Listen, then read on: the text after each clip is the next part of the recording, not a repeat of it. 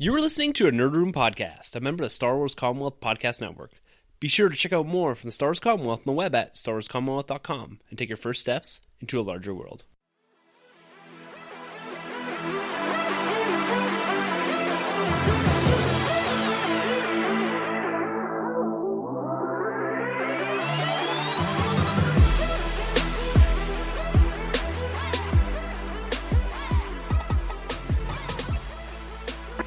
Hey everyone, and welcome to the Nerd Room, where we talk all things comics and movies. This is episode number 81, part 1. We're discussing Marvel and DC at San Diego Comic-Con 2017 and D23. Woo! I'm one of your hosts, Tim. I'm Troy.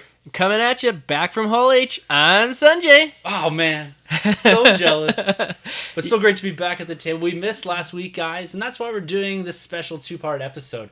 Because of the volume of announcements that have come out in the last 2 weeks in relation to DC, Marvel, Star Wars, we split episode 81 down the middle, and we're doing a Marvel and DC focused episode primarily on the movie related news. We're going to save the comic books and some of the TV stuff for later episodes down the road. And then our second episode, part 2, is going to be focused in on Star Wars. And that's going to be coming from the D23 and also some of the announcements from San Diego Comic-Con, even though there was no film presence there. So we got so much content to get through. Putting together the outline for this, I was just like, I have no idea what to include here. So we decided on the film stuff as well as the collectible stuff for these 2 episodes, because that's somewhat of our primary focus in here on the podcast. And we've done some other articles which relate to the TV and some of the other stuff that was announced. And we will get to that eventually, maybe closer towards the debut of the TV shows. We're also going to have to do some comic book wrap-up episodes here. We've got some events coming towards the end, and we've got some announcements of some new runs going on here. So I figure we're going to save that for a little bit down the road. But unlike other years, when we discussed San Diego Comic-Con, we were kind of coming at it from the periphery and from a distance. And Troy and I experienced that again this year. We were able to watch a lot of the panels. But this year, we had a man on the floor, one of our own. Sunjay ventured down to San Diego. That's right. Fulfilled a lifelong dream. Yeah, man. You were able to get down there, experience some of the stuff on the outside of the convention, as well as hit the floor.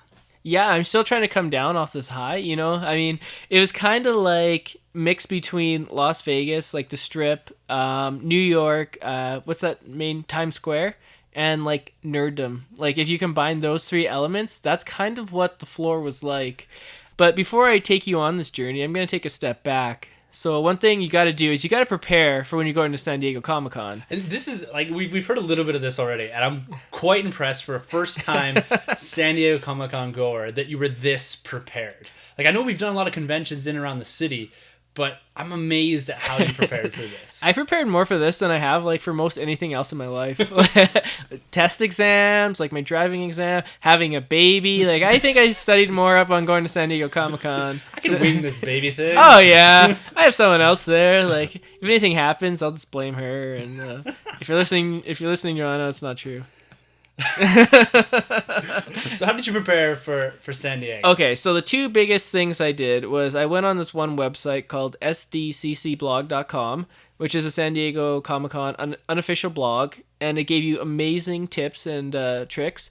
And the other thing was another YouTube channel called Parks and Cons. And literally all these guys do is they just go to different conventions in America and different like amusement parks, and they just like give you tips and like talk about their experiences. I mean, I know, right? Like I want that. So they gave me a lot of good tips. And so one of the tips they gave me was packing. So while I was, before I went, I had my suitcase, and I'm like, well, I don't need that much clothes. I'm only there for 4 days. You know, I'll wear stuff there and back, and I'll probably get some t-shirts. So in my suitcase, I have maybe just like 4 pairs of underwear, like a short, like 1 pair of shorts, 2 t-shirts, some socks, and then I have bubble wrap, tape, bunch of empty boxes, a movie poster holder for the convention, a backpack, tons of food that I can bring with me. Granola bars. Like beef jerky, granola bars, bottles of water. Like I was telling Tim, like if TSA opened my suitcase, they would have thought I was a serial killer for sure. Like they're like, what is this guy doing? He clearly has like no clothes with him. Like he's not planning a return trip. I think he's gonna like, I don't even know what he's gonna do. But yeah, it was pretty comical. Luckily for me, TSA didn't stop me or grab my bag, but I think they probably expected going to San Diego Comic-Con. The experience itself, let me tell you guys, if you like standing in line, San Diego Comic-Con is the place for you. So it is that busy, because when you look at the videos that you see online and all that, yeah, you see the lines and all that, but everyone seems to be moving and flowing pretty well. Like, is Hall H and all that, is it that densely packed on the floor? Well, like getting into the con itself, it does move pretty quickly. And I think you're just so jacked for like the experience to get into the expo that, you know, you kind of just like go with it. Like, I think I stood in line for 2 hours, but it didn't feel like 2 hours. To get into the con? To get into the con, yeah. So what happens was I got there early in the morning, and I had heard that Mattel was kind of a shit show to get stuff from last year. And so their store opened at 7 a.m. So I immediately get there, go to the Marriott across from the convention center. I was like, okay, I got to get this Mattel stuff because it's going to be busy. There's like 3 people in line picking up their pre-orders. I was like, what? I could have been like out there standing in line to get into the convention. So I get my pre-order, which is this lovely cyborg action figure.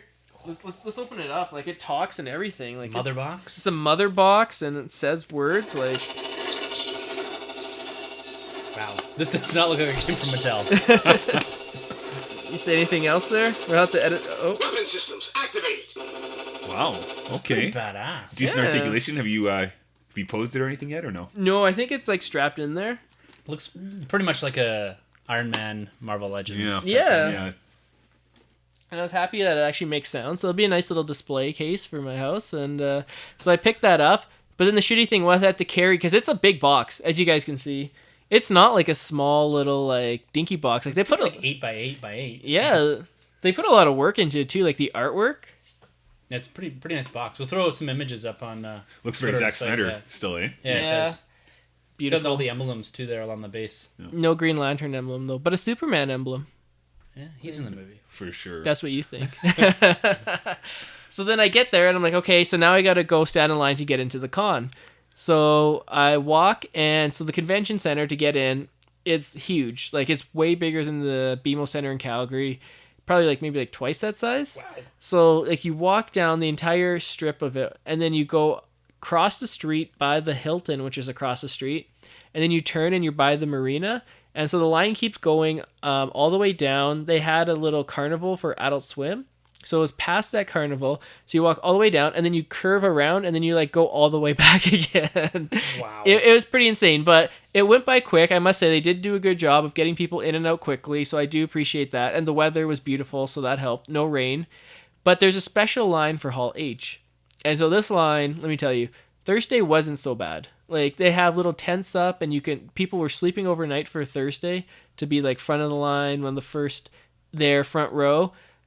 By the time it got to Saturday, I don't know if you guys saw the video I posted on Twitter. It's literally like almost a mile long of people that are sleeping overnight on Friday afternoon in order to get in for Saturday morning. Like, it's crazy the amount of people that will camp overnight and sleep there just to get a chance to see the Justice League trailer and the Infinity War trailer. I personally, I don't think I would do that, but it would be cool one year if, like, you know, if we were all there and one person just kept the seats for a little bit. It's something I constantly struggle with when thinking about going to one of these big conventions. And I go back and forth. Like, after seeing all your pictures and all that and what was revealed at San Diego Comic-Con, I'm like, okay, that's the one I want to go to. And if you had asked me 2 weeks ago, I would have said D23 is the one I want to go to. And I'm always going back and forth, whether it's that or even Celebration.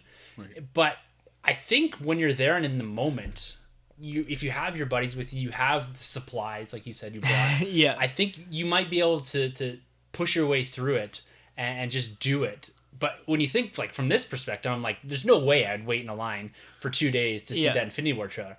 And now I'm thinking, because they haven't released it publicly, yeah, maybe I would have. Like, maybe it's more about the experience of that. Like, if you have even preview night and Thursday to hit the floor, go around, try to get some of the exclusives, see some of the dioramas and all that they have set up, and then dedicate your Friday to sitting in line to hopefully get into the panels for Saturday, because that's when the big panels were. But at the same time, you're starting to sacrifice things like the Hasbro panels, the Lucasfilm Publishing panels, some of the comic book panels. So it's kind of, you have to weigh those options. It's like, what's more worth it, doing smaller panels and a higher volume of panels, or 1 or 2 humongous panels? It's a big sacrifice for sure. Yeah, definitely. Yeah. And no, I totally agree. And when I first got there, my thinking and my planning was, I'm going to spend the whole day on the floor. I'm not going to do any panels. I'm not going to do any offsites. I only have 1 day. But to be honest with you, the floor, I actually felt like I got through it in a couple hours because I'm not really into gaming, so that stuff was like a huge chunk of it. In Artist Alley, a bunch of those artists come to Calgary anyways, so I'm like, I can get them to like do a art piece here, so I'm not gonna waste my time, or not waste my time, but I'm not gonna spend my time there. So like the Warner Brothers booth was really cool because it's just like this like monolith of like comic book stuff, and Mattel booth was really cool because it had the entire costumes for the whole Justice League movie except for Superman, but it had the Batmobile and it had like exclusive figures like they haven't released them yet, but the Multiverse Justice League line. So they had Aquaman in jeans, Aquaman in his like battle gear. They had a Mira action figure, which hasn't really been released yet. Any pictures of her in Justice League. They had Atlantean Guard. And so I did like the floor, and it was crowded, but it was fun. It was a good time, and I loved the floor. But a lot of stuff was filling up, and the lines, once they get too long, they cap them, so you can no longer sit in line. So the Fox line capped, the Nickelodeon line capped out. So, and I was getting a little bit hungry, so I was like, you know what? I heard on Parks and Con that you could just go into Hall H this year for the Thursday Fox panel because they didn't do a good job promoting it. They didn't even tell you who was there until maybe like 2 days before. So I go there at like the panel starts at 11. I go there at like 11:10. There's no line. I like asked one of the volunteers working there, and I'm like, yo, is there any line? Like, can I just go into Hall H? And the guy's like, yeah, follow me. You just got to go through like all the stuff, but you'll get in for sure.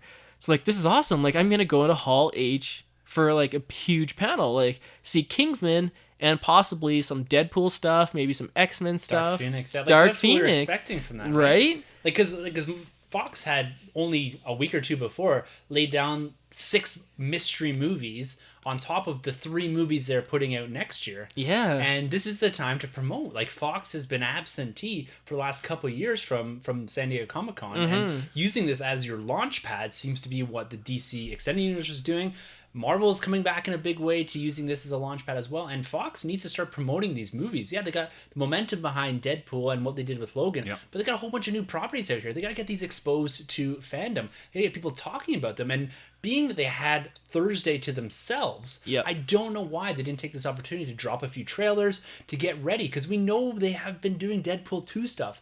And they have put together commercials and all this kind of crap for the marketing for this movie, I would assume already, because they seem to be whipping those out almost weekly building into the movie. That's right. Yeah, it's a head scratcher for sure, especially when you go back to, was it last year's Comic-Con when they put out that awful trailer of Apocalypse? Was it the year before? I think it's 2 years. That was the Power Ranger Apocalypse. Yes, exactly. So I think they definitely, like you said, they have the momentum behind them with the Deadpool and with the Logan. I don't see why they didn't take advantage of that this year around. I agree. I mean, if you look at Logan, it was a great movie, did well critically, but its box office is like half that of Wonder Woman, and Spider-Man Homecoming has already passed it. Yeah. So they need to do a better job promoting these movies and more word of mouth. I mean, after the panel ended for Kingsman, people turned to each other in Hall H and was like, is that it? Like, did I miss the... Because I was like 5 minutes late. I was like, did I miss the Deadpool announcement? Like, did I miss something? And the guy's like, they no. didn't even show like Josh Brolin as Cable. Exactly. Like, I wonder if that's due to Thanos with Infinity War having such big emphasis on them. Could he like market both of them? Like, would that be possible? Because he is Thanos, right, in the MCU. I'm sure he could. Like, oh yeah, like you see, what's his name? There's a couple guys that were showing up in multiple panels as well. Oh, okay. Yeah. Like Lawrence Fishburne, like they announced him in the Marvel panel and all that. That's right, Goliath. Yeah, exactly. Yeah, that's right. And nice. So, Perry White. Yeah, I don't see why they just didn't show something. Like, we know he's got the molding done for his face. He's been working out. Yeah. Like, it's unless he has signed some sort of non-compete thing where he can't be at a convention with both Fox Marvel and Marvel proper. Yeah. So it just seems funny that they didn't take the opportunity. And the Kingsman stuff looked pretty cool. It was amazing. So let me tell you, I get into Kingsman. They gave me this awesome orange tuxedo T-shirt. It's pretty cool. And so they bring out the entire panel. So the guy who plays Aggie, I forget his name, Targan or... I don't know. You guys have Google. Oh, yeah. You guys will let me know on Twitter his name. So the guy who plays Eggsy, Colin Firth, Channing Tatum, Halle Berry, Jeff Bridges. And she downed that shot of liquor. Oh, man. Was that actually bourbon? It looked like bourbon. That was a full glass. It was like... died. It's like 110 pounds. Catwoman, man. She can put it back. Like, it looked like it because they poured everyone a shot before. Like, because in the movie, so Kingsmen are tailors in the UK. But in the sequel, they go to the US and they meet these statesmen. and the Statesmen are bourbon makers in Kentucky. So that's kind of like their guys. Awesome. Yeah, it's pretty cool. And so they gave the special bourbon for the movie. They gave a shot to everyone in the cast, and the whole cast did a shot. But Channing Tatum poured Halle Berry's glass and poured it like halfway up, and she's like, "No, I'm not doing that." But then when the audience asked her like a question like, "What is better? What is more British, James Bond or Kingsman?" She didn't really want to answer that, and so Channing Tatum's like, "Can't she just drink instead?" So then the crowd kind of like egged her on, like chug, chug, chug, and she's like, "Okay, I'll do it." And like, yeah, like from my vantage point, she chugged that whole thing, and it was amazing. Like, I have mad respect for her now. The video I saw of it, I was like, it's probably iced tea or something like that. But like, pretty cool if it was. Yeah, I think it was. I mean, I don't know. Maybe they're just pulling a fast one on us, but it looked legit. So I'm curious to know, because in the Fox panel, they also revealed that Fox is still holding on to this Fantastic Four property. And Yeah. the director, the guy that did the showrunner for Legion, I believe FX, that show, he's doing a Doctor Doom. Doctor Doom Oh, standalone. yeah. Yeah, they didn't announce that at the panel. Not the panel. Okay. No, but they did announce that there, which leads a whole bunch of other questions like, what the hell are they Right. doing? And why can't you just give that back to Marvel? Well, Because that's the funny thing. So they announced this Doctor Doom thing at some point over the weekend or whatever, right? Why they're doing a Doctor Doom standalone, I have no idea. But that's a whole nother tangent we can get down. But the interesting thing is because at the Marvel panel, they announced that Captain Marvel, which we'll get into, is going to be fighting the Skrulls. Right. And I was Yeah. under the impression that the Skrulls were owned by Fox. Yeah, because me too. technically they fall underneath the Fantastic Four banner. They're introduced in Fantastic Four, one of the original comic books. Yeah. And the Super Skrull is one of their main villains from way back when. Right. And so I was under the impression that Fox owned them. And now that it's revealed that they're in the Marvel Universe, which is incredible. If you go way back to our episodes when we're talking about comic books that should be movies, Yes. Yeah. I was banging on about the Skrulls, sure. right? In Phase 4, That's could we right. do a Secret Invasion? I'm seeing a lot of that now. Yes. yeah, But before that, I was thinking like, okay, now maybe they've done some backroom deal, Right. and the MCU now has Fantastic Four. yeah. Well, your boy, James Gunn, Yeah. the director, I think he a while ago, he came out and said that the scrolls were shared. They've Yeah. always kind of partially had the scrolls. They can't do the Super Scroll, I believe. So the Fox has the Super Scrolls, But one of the images looked like the Super Skrull. Maybe not with like the thing arms and all that. yeah, but they can just play the around look with of it, I guess. yeah. I guess, yeah, they can kind of do whatever they want because it doesn't have to be the specific Super Scroll. Ultra No, Skrull. right. But because Marvel's gonna beat them to the punch with the Skrulls. Yes. Yeah. That to me that should have been the villain that they used in this reboot. Is that they could have built somewhat of a cosmic universe. We talked about Right, this in the yeah, past, that's right. right? Yeah. Is building up the cosmic side with Silver Right. Surfer, Galactus, the Skrulls, and building into that because Right. Fantastic Four has such a rich history in the cosmic within the comic books. They could have leveraged a lot of that. But now Marvel's going at it, and are we going to end up with two Skrulls like we did with two Quicksilvers? I don't know. Yeah. But Yeah. Fox, to me, like other than being a cool experience for you, Yeah. they did not perform at San Diego like the other two big studios did. No, maybe they're just scared because DC was running things and so was Marvel. But doesn't like, make it's sense. all about the initial reaction, I think, with these, Yeah. especially with the trailers, is they drop them and then they hit YouTube and then things blow up. If you give people enough breathing room to talk about things, that's all you really need Yep. here. And they had basically 2 days to separate themselves from DC Yeah. and from Marvel. Like DC and Marvel were 12 hours apart or whatever, Yeah. 8 hours apart, but they still seem to have their own time to shine. Yeah. Absolutely. And Marvel did have D23 the weekend before as Right. well. So everyone seemed to be nicely separated there. And they just didn't take advantage of it. And Not at I all. don't know why not. Yeah, I mean, the only thing I can say for Fox is the new Kingsman movie looks sick. Like, the first one was really cool and it was a pleasant surprise, but this one looks just as fun and just as different and exciting as the first one. They showed us an exclusive clip, like the first maybe 5 to 10 minutes of the film. Awesome. And it was really cool opening. It hooks you. It's like a Bond film, you know, it has like those action set pieces and really cool. The whole crowd was going crazy. And they introduced us to the new villain played by Julianne Moore, and her name's Poppy. So she lives in a, it's pretty crazy. It's pretty out there, but so is Samuel L. Jackson's character. But she lives in these ancient ruins, I think, in South America. But she's like obsessed with 50s culture. So she has like a greaser diner. She loves American Graffiti. Love it. It's Okay. amazing, yeah. And she plays a badass who like owns this drug cartel. So she's like the largest drug cartel in the world. And to show your allegiance, you get this golden circle tattooed on your chest. and it's like actual gold. So hence the name Kingsman in the Golden Okay, Circle. I see. Yeah, and then they showed us a clip with Eggsy meeting Channing Tatum's character and meeting the Statesman. So Cool. I'm pumped for this movie. Looks I think good. it looks the really trailers I've good. seen look really good too. The one that came out of Comic-Con, yeah. Maybe they're trying to focus on this but I still like, as good as this movie is, I don't see it making $300 million in North America. It's gonna be. It comes down to one of these like cult movies, right? Yeah. Like, it's a Matthew Vaughn cult movie. Yeah. And I think that they'll be successful as they go, as the Kingsman has become, right? Yeah. And I think this is gonna have an equally great reception. But at the same time, it's not going to be a universe that they can build up, right? They're not going to get multiple spin-out movies. Maybe they'll get a Statesman movie focusing Statesman. in on Channing Tatum, but they're not building a universe. Right? No. Let's be honest, right? Yeah. But all in all, to wrap up this initial talk here, would you go back to San Diego, and what maybe are the few things you'd offer up for some advice for people thinking about going next year?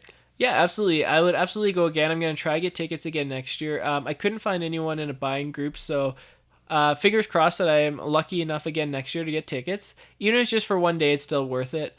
Some tips I would suggest is definitely bring food, because the lines can be quite long for food, and make sure you have a good breakfast before you go.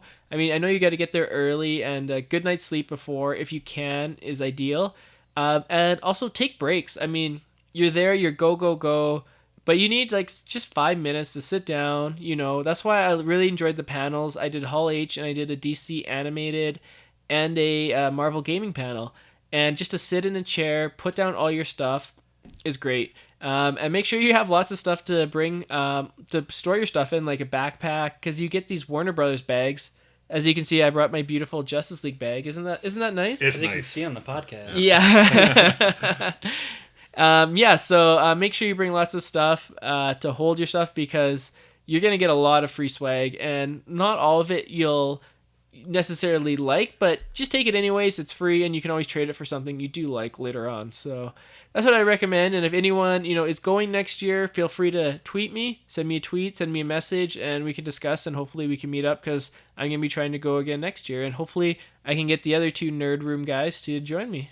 I think after seeing what I've seen and what we're going to discuss here, I think I'm really, really interested in San Diego next year. So we'll see. We'll see. We'll go The first thing you gotta do is sign up and get a user ID at San Diego Comic-Con. So cool. Get that, and we'll go from there. Cool. NerdRM at SanDiegoComicCon.com. Going down. That's mine. All right, guys. Before we get into some of the discussion of what was released at San Diego Comic-Con, we promised to do a Spider-Man giveaway a couple weeks ago, and because we didn't record last week, we didn't have opportunity to actually do the draw. And to cut this process down a little bit, we did the draw prior to recording the podcast here. And we had quite a few entries, so we're happy about that, and we're happy people are excited about the site and looking at the site, and that's thenerdroom.net. We're posting articles throughout the weekend about Sunjay's trip into San Diego. We did some stuff on the Infinity War trailer and all that. So there's some nice content up there. We tried to update everything as the new trailers came in, the new posters, the new books are released. So the whole website's updated now with most of the content that was released. So go check out the different pages, Star Wars, Marvel, DC, for all the updated, the movies, the films. I threw up some of the panels even that were recorded. So kind of amalgamating all that into a single space for you, so you kind of don't have to go searching around the internet.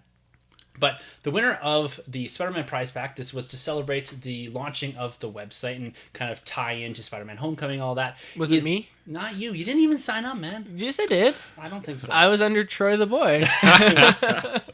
The winner is Ross Williamson. This is someone that we've interacted quite a bit with on Twitter. I'm happy that I pulled his name, and thank you to everyone else that entered. Ross, if you'd like to DM me at TheNerdRM on Twitter, or send an email through the same Contact Us page that you did to enter the draw here, and just send me your address and all that, and we'll package this all up and send it off to you as soon as possible. Awesome. So, Congratulations. Congrats, man. Yeah, you Good did stuff.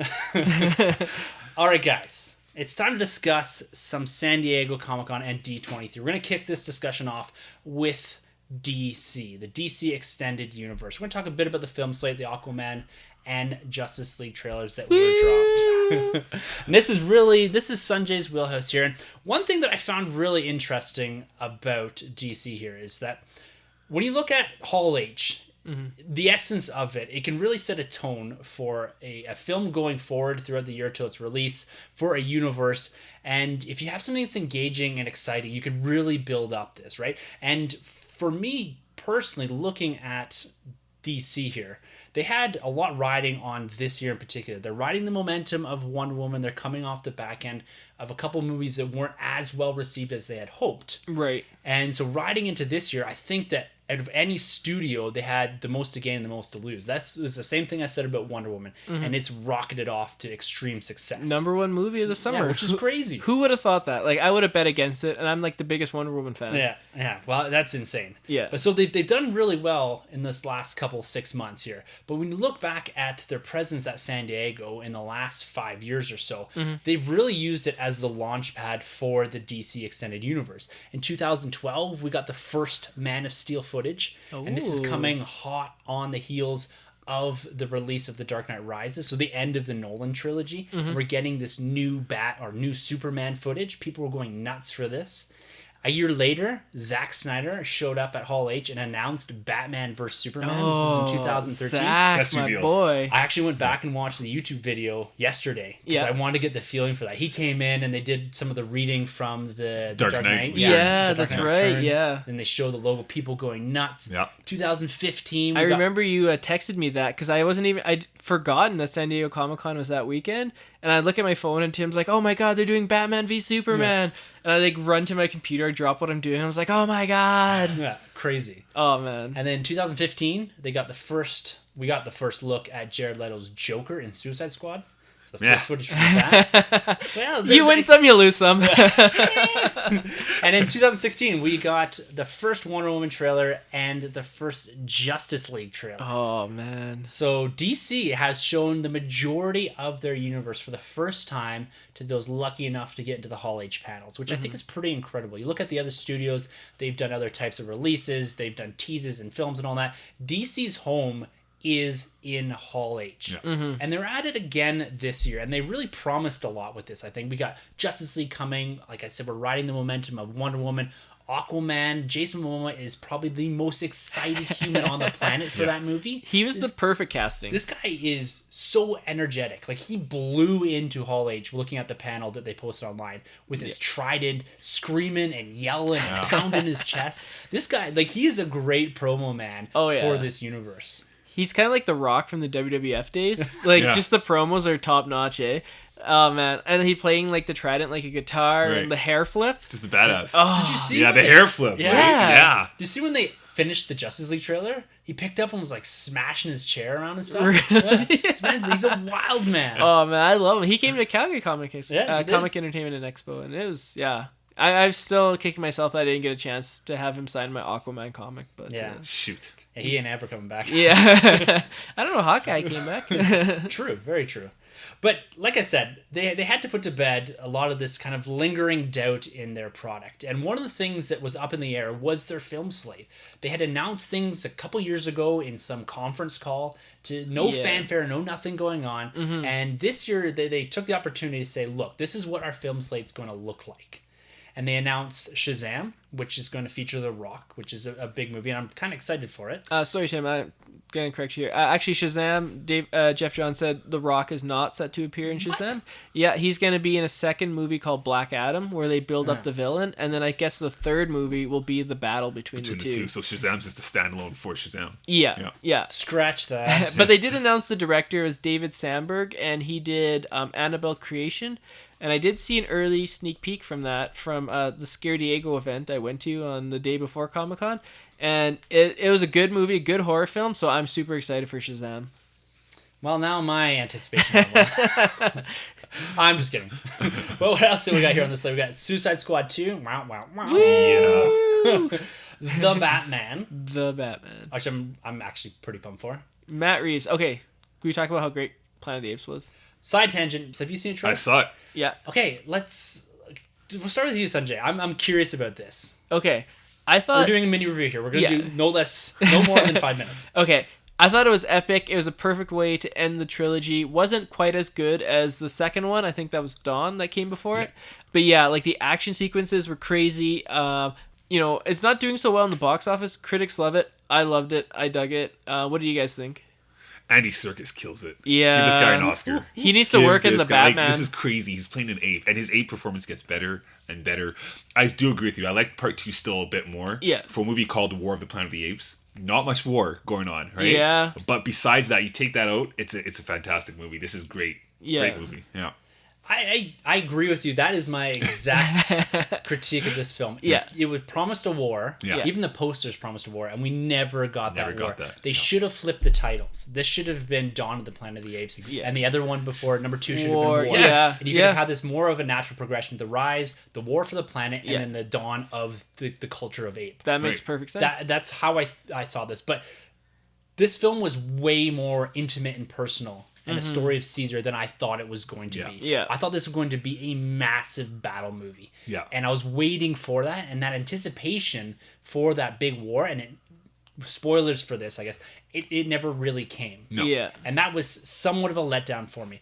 But all in all, being a more personal story, I really liked it. The CGI in this is flawless. It's the best. It's the best I've ever seen. I cannot tell where one begins the practical, because there's some practical in here, I think. Yeah. Oh, there must be. And where the CGI picks up, like it's the interaction with the humans and the CGI apes, which are actors and all. That's Andy Serkis, yeah. Yeah. But you don't even question it. don't. It is unbelievably It's well so done. believable. Yeah. The interactions, like you said, between the humans there, it's just unbelievable, this film. Like It's sometimes great. with CGI movies, when you have a lot of the interaction, you can kind of feel the difference between the CGI characters and them interacting with humans and that. Yeah. But this, you don't see it other than when they're riding on the horses. Yeah, apes on Yeah. horses. Yeah. I like it because it's a nice callback. Yeah. But like a 900-pound gorilla on a horse, that Yeah. doesn't work. It's a little... That's the one It's I a went little saw with my weird. dad when I was Yeah. back home on Oh, okay. vacation. Yeah. And that was the only thing he said coming in. He says, I don't really know if I buy that horse thing. Like, this horse should be straining under the weight of this thing. Yeah. But anyways,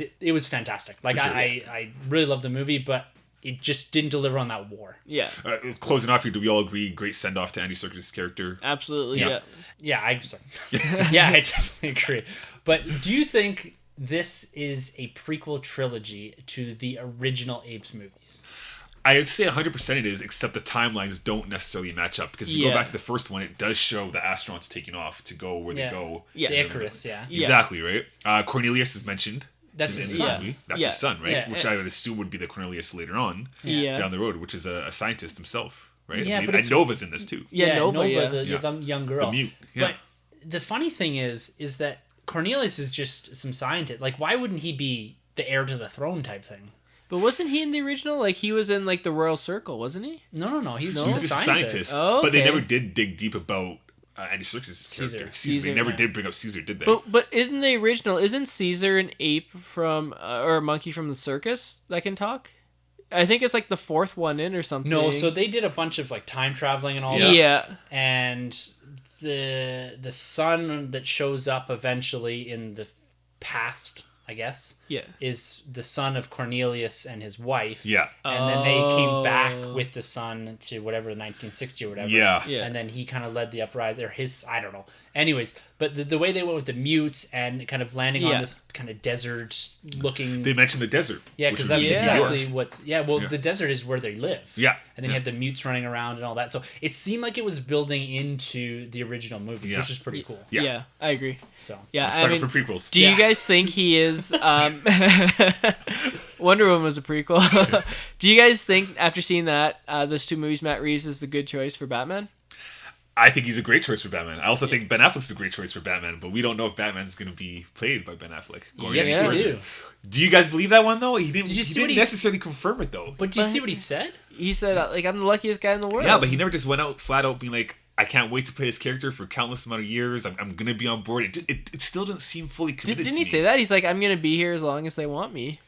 As long as they want, but I heard there's conflict between the two of them, between WB and between Ben Affleck. Like they both Oh. want to find a mutual way for him to exit the character, or the actor. I'm not completely sold on his. You're still comments. not Well, because sold. he Yeah. said publicly, and you've watched the panel, he says Yeah. it numerous times, and he says it with a lot of profanity. He says, let me be clear, Batman is the greatest fucking part in the Oh, world. yeah. I'm thrilled to do it. Yeah. Yeah. And I guess you can, if you look at that statement, of course it's one of the greatest parts in the world. And he actually says it's better than anything in Marvel, better than like anything anywhere. Because he's the biggest Batman fan out there, for sure. The thing is, with these things coming on board during San Diego Comic-Con, with these rumors, he can't necessarily be like, yep, I'm exiting. Like, he has to promote Justice League. He kind of has to follow suit and be like, I love this character, which he does. I do believe that.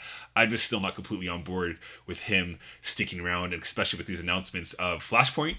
I guarantee he's not going to be Batman much longer. You think so, eh? So do you think with this announcement of Flashpoint as one of the slated movies, they're going already into reboot territory? For sure. And it's so cool because what I think they could do is you got the Flashpoint, you drop that, you already have Jeffrey D. Morgan, who's playing Batman, Bruce Wayne's father. Yeah. Have him play that dark Batman in the Flashpoint. Fucking awesome. That'd just be so cool. And then when Flash corrects everything, this is DC's chance now to fix everything. You can now make Superman lighter. You can now have a younger Batman. You can now keep Wonder Woman the exact same way she is. You can do whatever you want to do. You can totally course correct with the simple fact of having Flashpoint. So do you think they're going to splay the timeline? So leave what they've put in place already, and then splay the timeline a la Star Trek, and just say, here's what we have. Like, leaving, if you splay the timeline, say, post Batman vs Superman or pre Batman vs Superman, okay, then you can leave the Wonder Woman movie intact. Exactly. It's still part of this universe because it takes place in the past. Yes. And then if Wonder Woman 2 takes place in the 80s or whenever it's going to take place, then you can still leave that intact. If you splay it at a certain point, you can just take that and you divert Wonder Woman, the well-received movie, and you're able to kind of course correct some of the stuff from Batman vs Superman. But at that point, you're still now potentially erasing the Justice League and Aquaman. But Aquaman, one of the movies that we already know about, is going to be an origin story. So we don't know exactly, and this is one of the things that was discussed at the panel, and there's a message from James Wan, the director, saying that it is an origin story of Arthur Curry Aquaman. Right. So we don't know exactly where that's going to take place either. Right. As far as, is it going to happen post-Justice League, pre-Justice League? So we don't know. So they could be circling a universe reboot at this They really stage. could. And they did do it if you're familiar with the New 52. They pick and choose what they want to change. Batman stayed pretty much the same, but just made him like 5 years younger, and everybody else in the Bat family 5 years younger. Superman was different, obviously. They just literally just pulled on what they want to alter and what they want to keep the same. I think they could very well do the same thing in this universe because it definitely needs a course correction. Flash has now been turned into Flashpoint. We got an announcement of Wonder Woman 2. There was no announcement still of a Superman 2. And I'm thinking they're holding off because we haven't seen any Superman in the marketing. Like, you look at those posters, that Alex Ross poster. Oh, that's phenomenal. The best poster. For me, that poster killed. When you dropped that on Twitter, lost my mind. Bad. Like, that's that Alex Ross. Like, if you go down to another dimension. That's right, yeah. Got that sprawled across here in Calgary. Yes. Yeah. Oh, it's incredible. So I thought that was fan art because I'm like, this is way too good for like a Hollywood guy to do. And me, like a dummy, buys the Justice League poster the day before, so now I got that one instead of the kick-ass one. Although I still do like the other one, but this not as much. As this one is amazing. It's incredible. I don't even know where I was going. Oh yeah, so Superman isn't even in. He's not in the trailers. He's not in. Is he not though? Is he? At the end there, right? I think that's him. Because he says hope finally arrived, and the S stands for hope. I mean, it's kind of like a nod to. Or is hope. it a lantern? I don't think you see a little red on the. We'll get into that in the discussion of the trailer. Yeah. But yeah, I really hope, because I would love to see Man of Steel 2. Matthew Vaughn has expressed interest in directing it. Love that choice. I would really love to see Man of Steel 2 because I don't think they're done with Superman's story yet. And I love Man of Steel. I think we're all in agreement here. That's a very underrated film. The fact that it's not certified fresh in Rotten Tomatoes, but Spider-Man 3 is mind-boggling to me. I agree. Yeah, like even when I look back and doing a little bit of look back at DC in Hall H, I went back and rewatched the first couple of trailers. They are really well done. Oh yeah. And the movie, like I agree, the movie is pretty good. Yeah. So a couple other movies that were announced here. Justice League Dark. We knew that was coming, so that should be interesting. This may fall outside of the kind of the actual story continuity, DCEU, but it still might be kind of like in the sense of a Guardians-esque, like it's in part of the universe, but it's not really part of the main narrative going forward with the mother boxes and Darkseid and all that kind of stuff. And then we got Green Lantern Corps. So again, another movie that we knew was coming. Yeah. We get their first name drop in the trailer. Yeah. And this could be their Guardians. They could use this to spin out some more of the cosmic DC lore.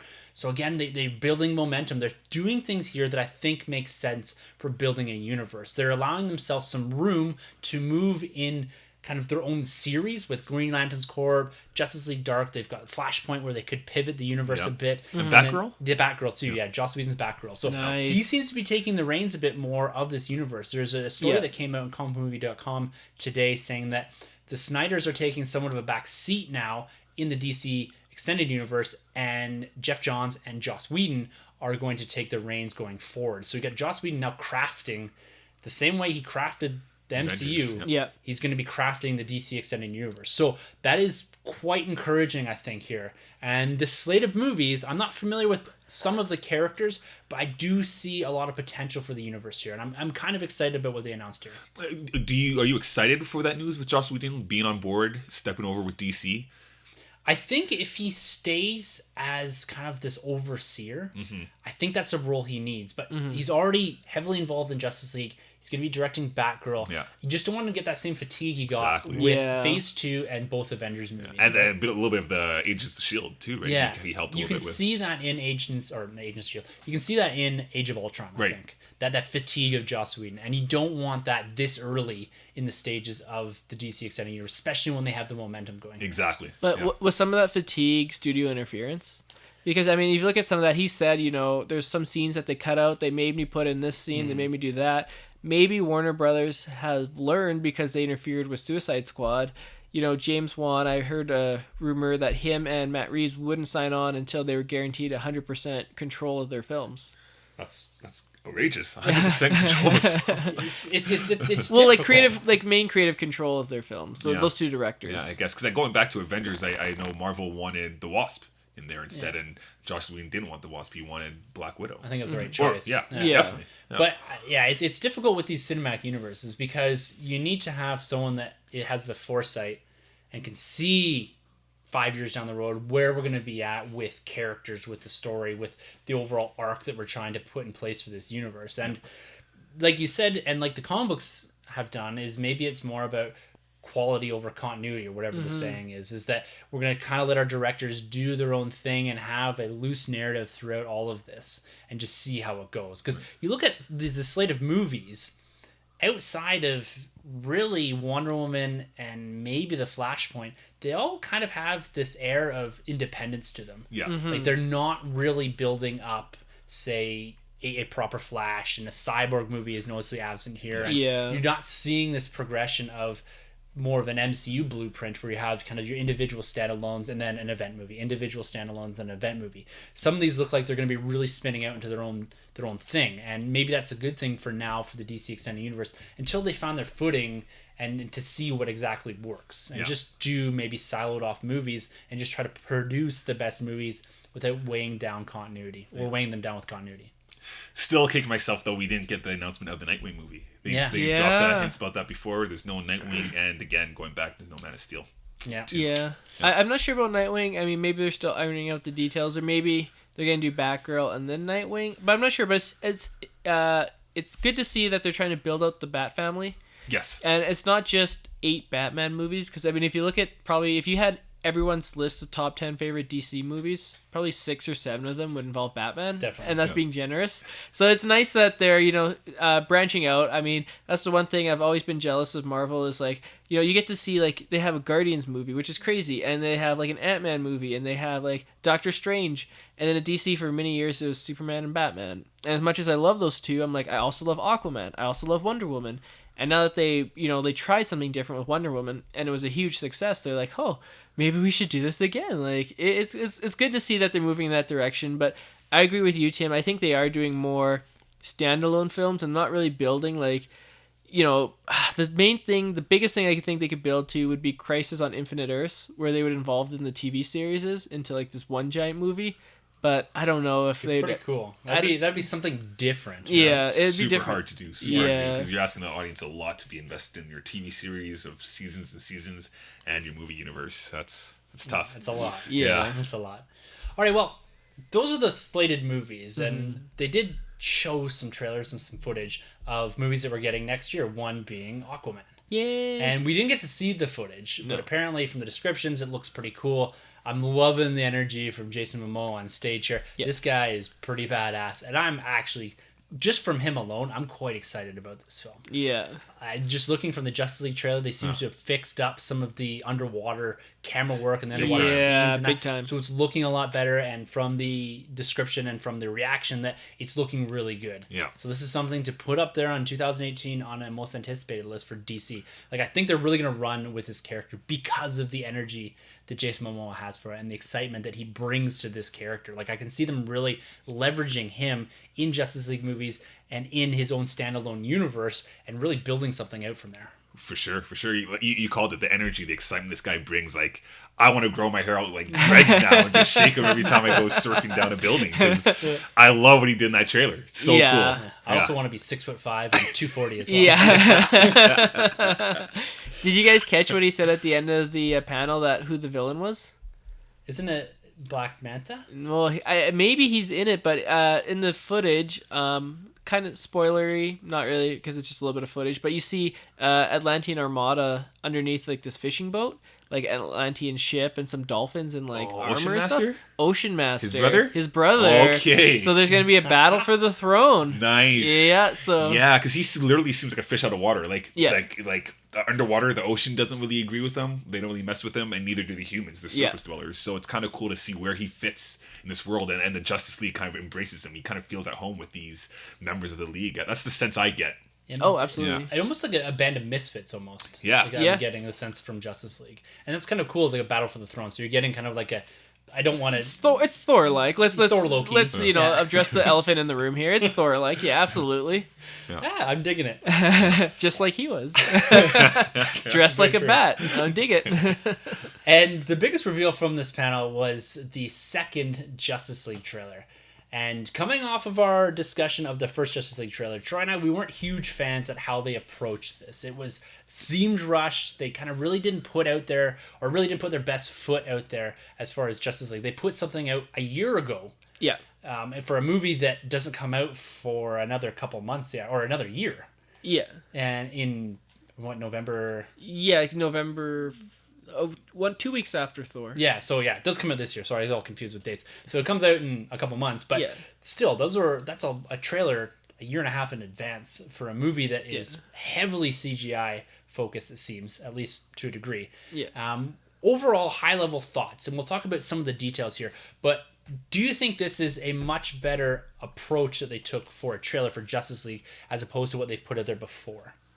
Absolutely. This trailer won me over. That and the poster definitely won me over to the DC Extended Universe. It's a little long, being 4 minutes. Mm-hmm. Still missing a little bit of that epic factor, I feel, that the Justice League needs, because they're like the biggest superhero team. I mean, they're huge, right? Yeah. Either in that, though, the humor is great that they've added a little bit. I'm still not completely sold on Ezra Miller that plays the Flash. I like the lines. I just don't like the lines being delivered from him. Yeah. He's a weird dude. He's weird, right? Yeah, that's what I gather, at least for him. But everybody else worked. Smart choice on leading Gal Gadot to lead the beginning of the trailer. I thought that was on the money. Yeah, right? they had just said, this is what Wonder Woman's been up to since Wonder Woman, the film. Like, she's been out there kicking ass. Yeah. And I love it. And again, we were just talking about it, Momoa. It's all about this guy. He kills it in this trailer. Yeah, he's going to steal hearts, and he's going to be like the standout, I think. He's going to be the like Thor or Hulk from the Avengers. Yeah, the Hulk's still the show in the Avengers, and I agree. I think Aquaman, Arthur Curry is going to really steal here. Yeah. This is going to build so much momentum for that movie in 2018. Yeah. Oh, yeah, I completely agree. And as you said, last year, they put out a sizzle reel with like a minute, and they had like no CGI done, and not a lot of people were jacked about it. I'm glad they learned from their mistake and they didn't show us that Aquaman footage, because the first time we see the Aquaman movie, it's got to be epic, and so they're gonna keep that under wraps, just something special for Hall H. And so when we get the first trailer, it's gonna be awesome. But back to this trailer, I mean, man, 4 minutes of Justice League action. Oh, I'm so pumped. Like, I've always been sold on this movie, but this just brings it home for me. Like, you see like them in battle with the parademons. You see your first view of Steppenwolf and his voice. Yeah, I'm really digging his voice. He does a good voice over there. Yes. That's great. Cyborg still doesn't really do much for me in this trailer. Yeah. I mean, it shows off his piloting skills of how he's like a cyborg, so he can hack into anything, I guess. Right. Is whatever. Still a tough sell for me on that character in this movie. I agree. He seems like the outsider of this group. But he's like the human, right? He's like the one kind of human with not as many special powers as the others. Batman. He's a full cyborg. Yeah, shut up. Batman is a human. No, he's not. He's a bat god. He literally said in the last trailer, "What's your special powers? I'm rich." I agree with you guys. I think this was a much better trailer than what they've put in the past. 4 minutes is a long trailer, Yeah. but to be honest with you, this was a well-crafted 4 minutes. I don't think they gave away too much here. No. Yeah. They did show the main villain, but you don't really get a sense. Like we kind of knew that this was happening, but you don't get a huge sense as towards his end game, his ultimate goals here. Yes, it is to collect the MacGuffin that is the mother boxes. Right. But they kind of went about it in a certain way that I didn't feel like it this whole like doomsday reveal, right? Yeah. Like this was more subtle, and this is kind of, I think it's a little bit like a herald almost for Darkseid. Right. Oh yeah, It's kind absolutely. of a build up for that. And that's what I'm getting from this movie. It's going to be a nice introduction and a nice build up to what is inevitably going to be Justice League 2 and potentially a Darkseid type villain. Yeah. And the music that they used here, way better Yes. than what they had before. It was it was more of a comic book movie event style of music to this. It kind of really built up for me from the start of the trailer, where they did have some of that come together kind of in the background, and they built into more of a proper score for a trailer. Yeah. Because that's one thing that always hits me, and we see this with The Last Jedi behind the stage or behind the scenes reel. The Thor trailer did this as well, and in the past with some of the Avengers and all that, Civil War, it's all about the score in the background. Yes. Yeah. It helps build the epicness of a trailer, and I think they nailed it here. They did, well, I wouldn't say nailed it. They did better than they've done in the past. Yeah. But how about some of the details here? We're gonna just play it here in the background and kind of talk over some of the. If you hear me like groaning in the background, I'm all right. I'm just looking at this trailer in happiness. You guys may not want to see this movie with me. Well, we'll probably be there, maybe a seat or two down. A buffer zone. So opening up, we got our first proper look, I guess, at Commissioner Gordon. You know, Yeah. with the bat signal. Like, how epic and cool is that? I think he's gonna be a perfect Gordon. He looks the part. He looks great. J.K. Simmons could play anyone for me, like his Spider-Man. Oh, J. J. Jonah. Yeah, and if Whiplash. Oh, that's a hell of a coach. Oh man. Yeah. Cyborg, he looks a little more polished. Still Yeah. not the greatest. I just feel his suit's way too busy. I don't know why they made it that complicated. I think what the best suit they could have went was something like a RoboCop. Yeah. Something yeah, for sure. simple like that, because RoboCop is so iconic, but maybe they didn't want to like step on toes. Right. So, like, the thing that maybe this is the issue with Cyborg for me is that I feel like all of the other heroes here have their own personalities, where I feel that he is still just a blank slate. Yeah. I'm not getting anything off of Cyborg. Yeah. Nothing. Like, I'm not excited for a movie, and that's probably why they've removed it from the slate. Exactly. Is that Wonder Woman, you kind of get a feel here. Aquaman's a bit fun. Batman's Batman. Ezra Miller's a bit weird, but the lines are good. Yeah, Yeah, and I like he's the them. Flash. Like, Yeah. the Flash is well established. Yeah. Yeah, in one's exactly. head. As Cyborg, he's a tough sell, especially. I think they should have just gone the Teen Titans route. I think we should have seen him in a Teen Titans film first before he graduated to the league of to the level of Justice League. Maybe they're bringing him in to get some of those like teenagers and the younger kids on board, because everyone else in Justice League is like 30 or 40, right? Oh, okay. So maybe like, I don't know why Jeff Johns, when he did the New 52 run, put in Cyborg instead of Martian Manhunter. Yeah. It would have been interesting to see this movie with Martian Manhunter in there instead. Give us the Frontier line, right? Yeah. Yeah, you see the Flash. I love the Flash CGI on this. Like, I don't watch the show too much, but I think He this is seems superior. really quick in this. Oh, it's crazy when he goes to the glass. Yeah. Those Yeah. effects are pretty good. Yeah. Yeah, and that was pure Snyder. And Oh, because too with the Flash, they have to match what Fox and the MCU Marvel, have done. yeah. right? They raised So the bar. I think we're gonna see something a bit different here. I think and so. the fact that like even when he does that nice little scene where they all disappear behind him, Yeah. and the way he takes off, he almost disappears. You don't see him. It seems really fast. Really fast. He doesn't like get a motion of turning. It's just he's gone. Yeah. Which is cool. Yeah. Yeah. Yeah, I know. I love it. I love it all. Justice League logo looks good still. I actually got a t-shirt from the Comic-Con with the Justice League logo on it. Nice. Yeah, like you said, Troy, the opening with Wonder Woman here. This looks like just some sort of heist or whatever. It kind of reminds me of The Dark Knight. It is. Yes, that's exactly what went through my mind with the Joker. 100%. Yeah. The heist. Yeah. But Wonder Woman wouldn't take no shit from the Joker. Yeah, I love how she dodges the bullet, very Dragon Ball Z like. The guy hits her in the back of the head with a gun. Her like, kick, that's her kick, the sweep. Yeah, that's just coming straight out of the movie. This is like, hey guys, remember Wonder Woman? Yeah. How great it was? Here it is. She's here. Don't worry about it. It's cool. So I'm really curious to know how they establish what she's been doing this whole time in her civilian life. Like, who is this woman, right? I think she works in the Louvre, like restoring artifacts and stuff. Right. Okay. Yeah.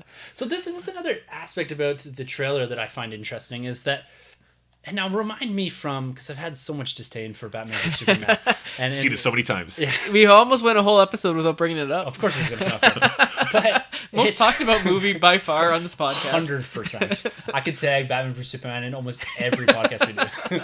But there seems to be like this huge void left by Superman, and I don't remember that from Batman vs Superman. Like the idea that, or maybe they're building it into this movie of like hope and all this, and that he brought kind of this hope to the world that we could be better and that he was a better man. And so I wasn't getting the feeling of that off the back end of Batman vs Superman, but maybe I'm just not remembering the after Doomsday and what that brought. Yeah, because the world seems to feel his absence. Yeah, and I didn't get that from the films before. See, and I get it, but I don't buy it because in BVS they basically make it out, even in Man of Steel, that Superman's like not a good guy. You know, nobody really likes Superman, what he's done, and throughout BVS, nobody really appreciates what he's done. But here now, they have like a bridge with the Superman logo on, and there's mourning over this character, and I'm just like, did I miss something? Maybe in this movie they explain it. I don't know how much time has passed, too, from the death of Superman. Well, they talk in the opening part of the trailer here about this crime wave, and Batman's been absent, so there's been some time passed. Yes. Yeah. But you still get the impression that they're building the Justice League, right? Because you got that from the end of Suicide Squad, and you got that a bit from the end of BVS.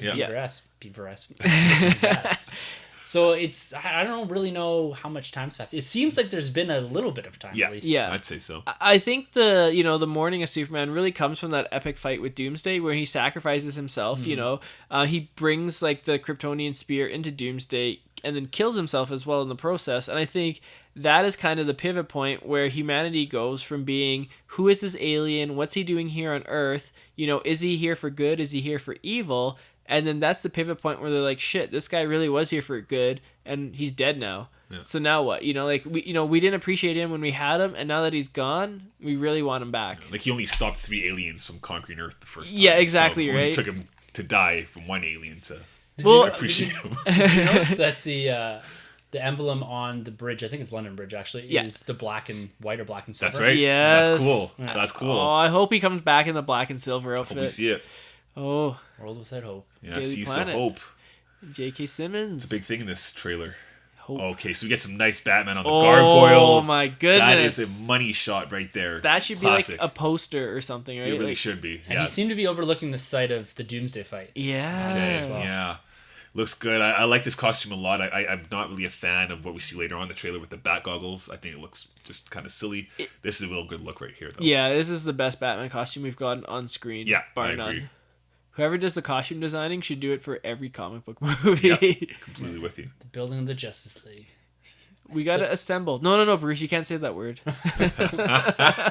Revisiting Themyscira here, reminding us again, hey, look, it's Wonder Woman. Yeah. Best superhero movie of the year. Yeah.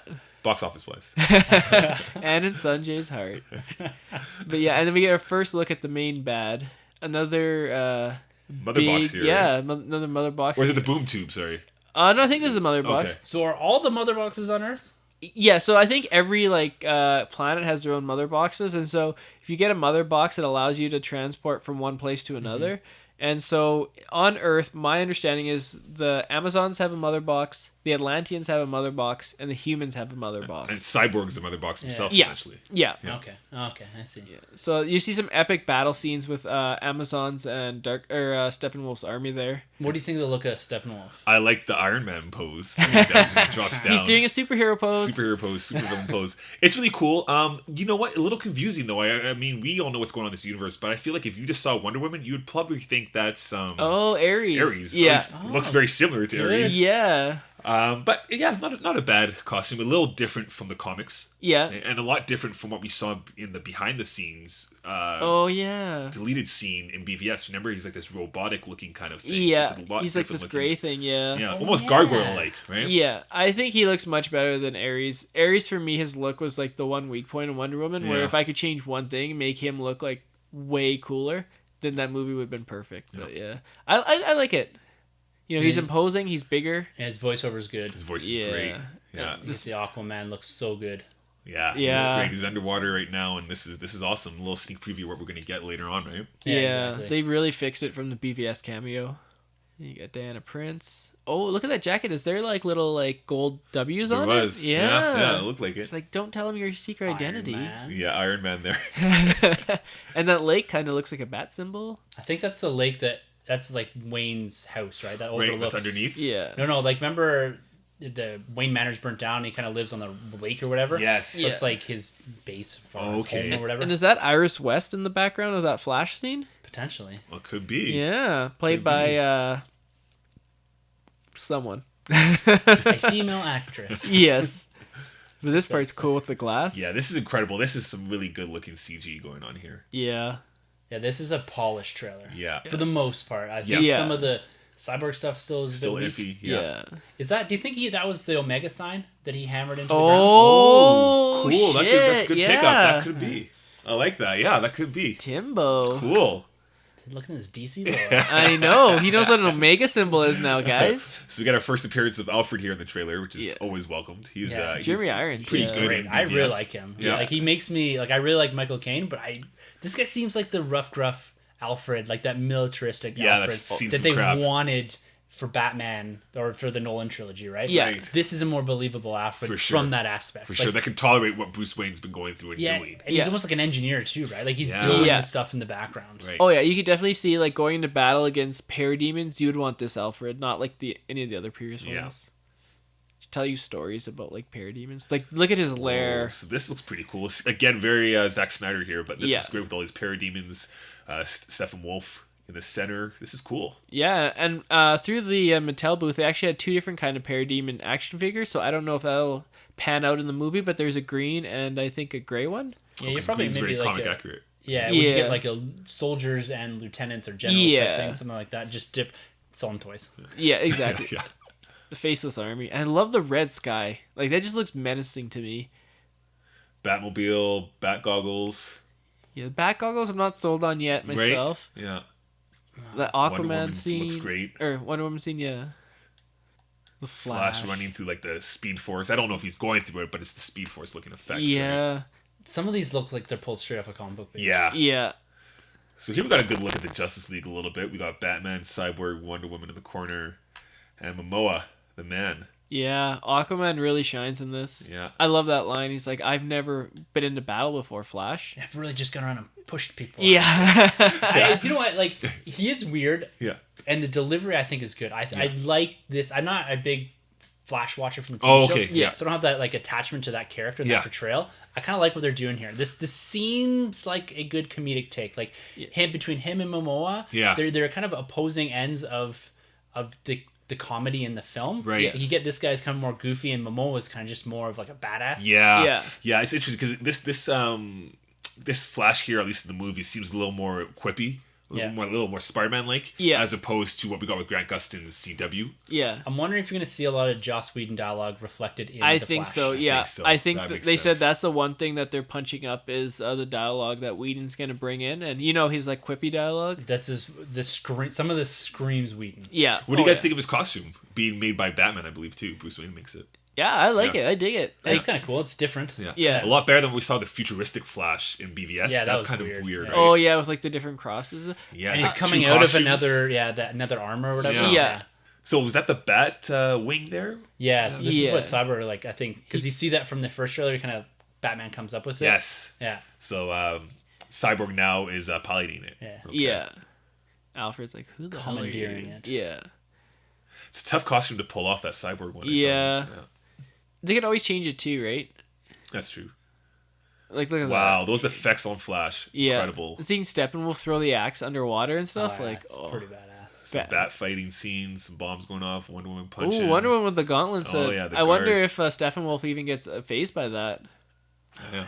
Out in the water. I don't know. After watching Wonder Woman, she's pretty powerful. Yeah. She could have kicked Doomsday's ass by herself. You say that now, but I mean, look at that red sky. I just can't get enough of that. Some of this CG, it looks really heavy on the battles. Yeah. And it seems that when we do have the Justice League versus the Parademons, some of that still looks like it needs tweaking from the CGI end. Yeah. Like it still looks a bit video game-esque to me. Yeah. Leading up to this scene here, we get to see the Justice League kind of standing out front of some cop cars, but it looks kind of similar to, I think, was it New 52 one when we first saw the Justice League form? Oh, yeah. And they think of the name, the title to like it's like the I don't know if they come up with. They're Flash. like in front of like a justice building. Yeah, I think Flash is like, let's call ourselves like the famous Seven, or he mentions like some weird names. And, I think that's like that's like after the Justice League War run. Yes, where they're at like the White House. Yes, exactly. So that kind of looks like a callback there. Yeah. With those heroes. It was nice too because that's the first time we're seeing the Justice League in the light. Yes. Yeah. Even bigger point. Yeah. I'm a vampire. I hate the light, okay? I love this dark and gritty universe that they're building with BVS, with Suicide Squad. This color palette that it's like sepia'd up and it's a little bit darker. I think I'm the only one. But here's the thing, okay, guys? You know, if you want like a light movie, that's fine. You know, you can always go. Marvel is making tons of great like light they have a lot of colorful comedic movies, right? But see, DC is more like darker and grittier, stylized, like it's kind of like an art film in a way. Like I dig it, and you know, the way we have it now that it's set up, you get the best of both worlds. You know, if DC moves over to Marvel and becomes like just like a Marvel clone, I think it's going to lose some of its appeal to like a lot of hardcore fans. It'll gain a ton more appeal to the masses, I think. They gotta strike a healthy balance, I think. Yeah, I think I agree. Like a healthy balance, and you know, Marvel's been killing it. What they're doing, DC's still trying to find their balance, and I think you know they're with this Justice League trailer and with Wonder Woman, they're finding it. I think a balance can be struck with Snyder and Whedon together for sure, because you're taking probably the comedic end of at least the initial MCU, with the lines of quippiness, and then the kind of the more character interaction, and then you're combining it with the toned up, at least as far as the darkness and all that goes, Zack Snyder scenes, and you're hammering those two together. I'm worried that you're going to see that juxtaposition within the movie or the two different directors. It has to be seamless. But at the same time, that could be the mix that we need to find that balance between what they've built from the universe, from its foundation, through to what we're getting here in the Justice League trailer. Yeah, it works for me. I'm curious to know how it's going to work, though, when we get a Batman film, because by rights, Batman should be the darkest out of all of them. Mm-hmm. So when this universe is surrounded by all this stylized darkness, it kind of takes away from a Batman film. You know, I'm curious to know if we do get a Man of Steel 2 and it is Matthew Vaughn directing, will it be a little lighter, a little brighter? Because I think by rights Superman should be. It kind of needs to get away from that dark tone. You know, you bring up an interesting point that the Batman film will be hard to pull off, because even in this trailer, Alfred says something along the lines of, back when you thought the toughest challenge was like exploding penguins. That's awesome. Yeah. So it's like, how can he go from battling Steppenwolf to battling like the Penguin, right? Because that was one of the Josh Gad was going to be the Penguin. Yeah. So that's interesting because the last two villains that he's fought is Doomsday and Steppenwolf, like two extraterrestrial massive. So how's he gonna fight the Riddler, who's just like, here's the riddle for you, ha ha ha, Batman? He's like, I kill people now. Yeah, exactly. So it's gonna be a tough movie, but this part here reminds me of the painting in the Sistine Chapel. Oh, cool. Yeah. That's right. Good. That's genius, Sunjay. Okay. Art history class paying off. Wow. People said it was a waste of a class, and they were not right. And this is the money shot here. Yeah. Momoa surfboarding down a building. And the hair flip? Yeah. The hair flick. That's crazy. Yeah. I love this scene, where they're sitting on the rooftop. Yeah. It just plays so much into what we've seen in the past. Because there's even like, what's that? The College Humor skit that they did with Batman, and he's like hiding behind. Yeah. Like one of the like it's I don't know. It's from when The Dark Knight came out, and he's like just hiding behind one of the walls, and Commissioner Gordon's like, I can see you. And he goes and hides. Turn around. It reminds me of that, but it's kind of cool that the fastest one of them all to see them go. I think that's genius. Yeah, that's he's just great. polite. He is. Yeah, he's a nice guy. This also feels like a Joss Whedon scene. Yeah. Absolutely. Yeah.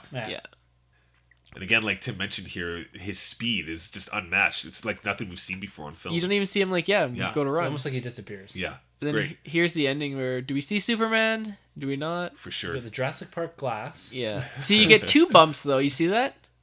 Yeah, 1 step, 2 step. Yeah. Or Superman, Green Lantern. Keywords hope, I'm telling you right there. He says hope. We saw it in the beginning with the newspaper. He said lantern.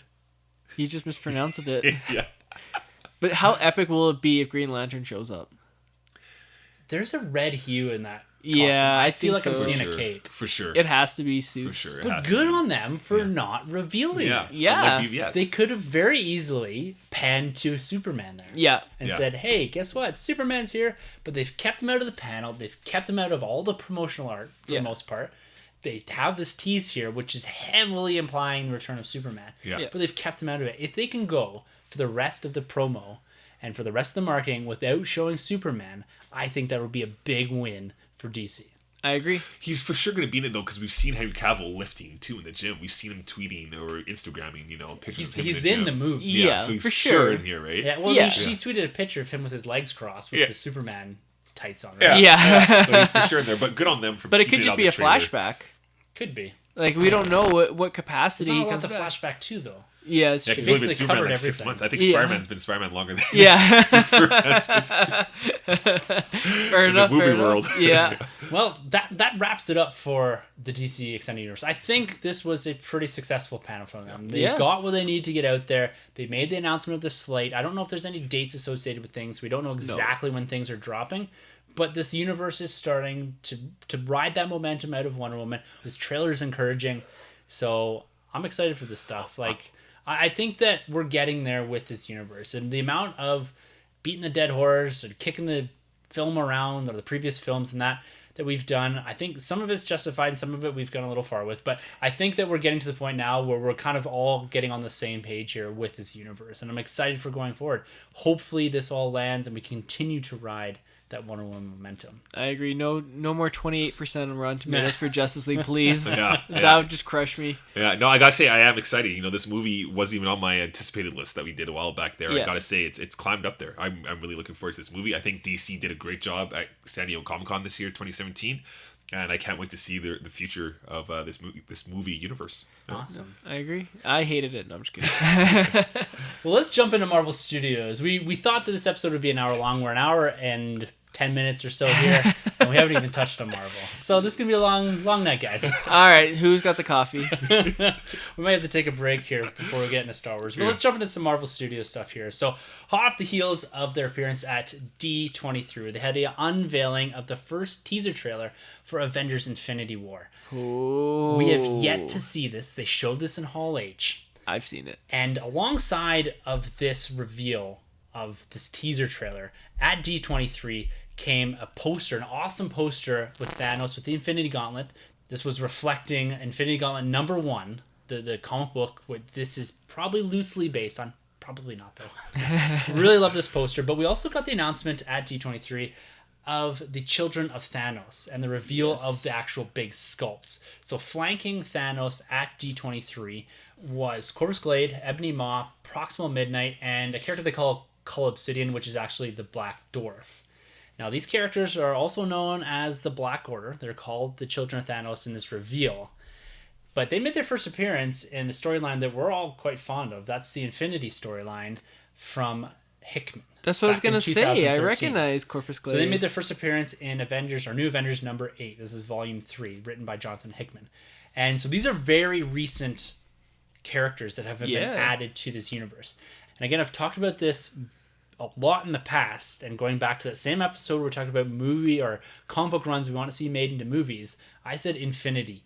More so now than I have ever thought. They are taking most of their cues, I think, from that Hickman run. Yeah. They're going to have these Children of Thanos, or the Black Order, seem to be the lieutenants of Thanos. Now, whether they're children or not, kind of taking from Thanos Rising, where he kind of went and planted his seed around the galaxy and all that. That's just irresponsible. Yeah, that just is wrap it up, Thanos. Come on now. Practice safe sex. It looks like what they're going to do with Infinity War is that they're going to have his lieutenants showing up, and they're going to go individually after an Infinity Stone. And this is exactly what they did in Infinity, is that they showed up and they, one, I think it was the Black Dwarf maybe, went to Wakanda. And in the movie, from the description, or from the trailer description, it seems that the heroes have paired off somewhat. We got Thor and Loki with the Guardians. You've got Nomad, Cap, and Black Widow. You've got what looks to be Doctor Strange and Spider-Man and Iron Man. So it seems like we have kind of these odd groupings of heroes, probably individually fighting the children of Thanos. And that's exactly what they did in Infinity. I'm so excited for this reveal. What did you guys think of this reveal and the look of the actual characters themselves? Because we did see some CGI characters holding the Corvus Glade kind of whatever it is, bow, or I can't remember what it's called. The thing he has to hold on to live. Oh, okay. Yeah. Yeah, this is cool. This is the D23 reveal. Yeah. This looks so cool. These aliens, it'll be so nice to see like these aliens interacting. We've seen it with the Guardians obviously already, but we haven't seen it with like the street level characters like a Spider-Man or even like Iron Man. So that'll be really cool to see these characters interact with them. I really like that we're getting not to diss DC, and then this isn't really a diss to them, but rather than just getting like faceless Ultrons even or Parademons, they're getting like the big guys, the big chiefs, lieutenants to fight, which I think is just so cool to see. Yeah. I like how these teams are all kind of splitting off. The poster, it's okay for me. I don't really like the Iron Man side so much. I really like the Cap side. Yeah, so you're talking about the three-part beard, poster. the bearded Cap? Yeah. Yes, Yeah. the Nomad. Yeah. So, I love that look. Yeah, so San Diego, they released a 3-part poster. Even though we didn't get an actual trailer or anything released publicly, they did show eventually this like high-def poster that came together that had the different groupings. Yes. And if you look at the way Thanos is holding the gauntlet, the shine from the Infinity Stones are coming off and kind of lighting up on individual groupings of characters. Right. And so that's why I'm thinking kind of Infinity here is that you're going to have the children of Thanos going after these individual groups who themselves are protecting an Infinity Stone.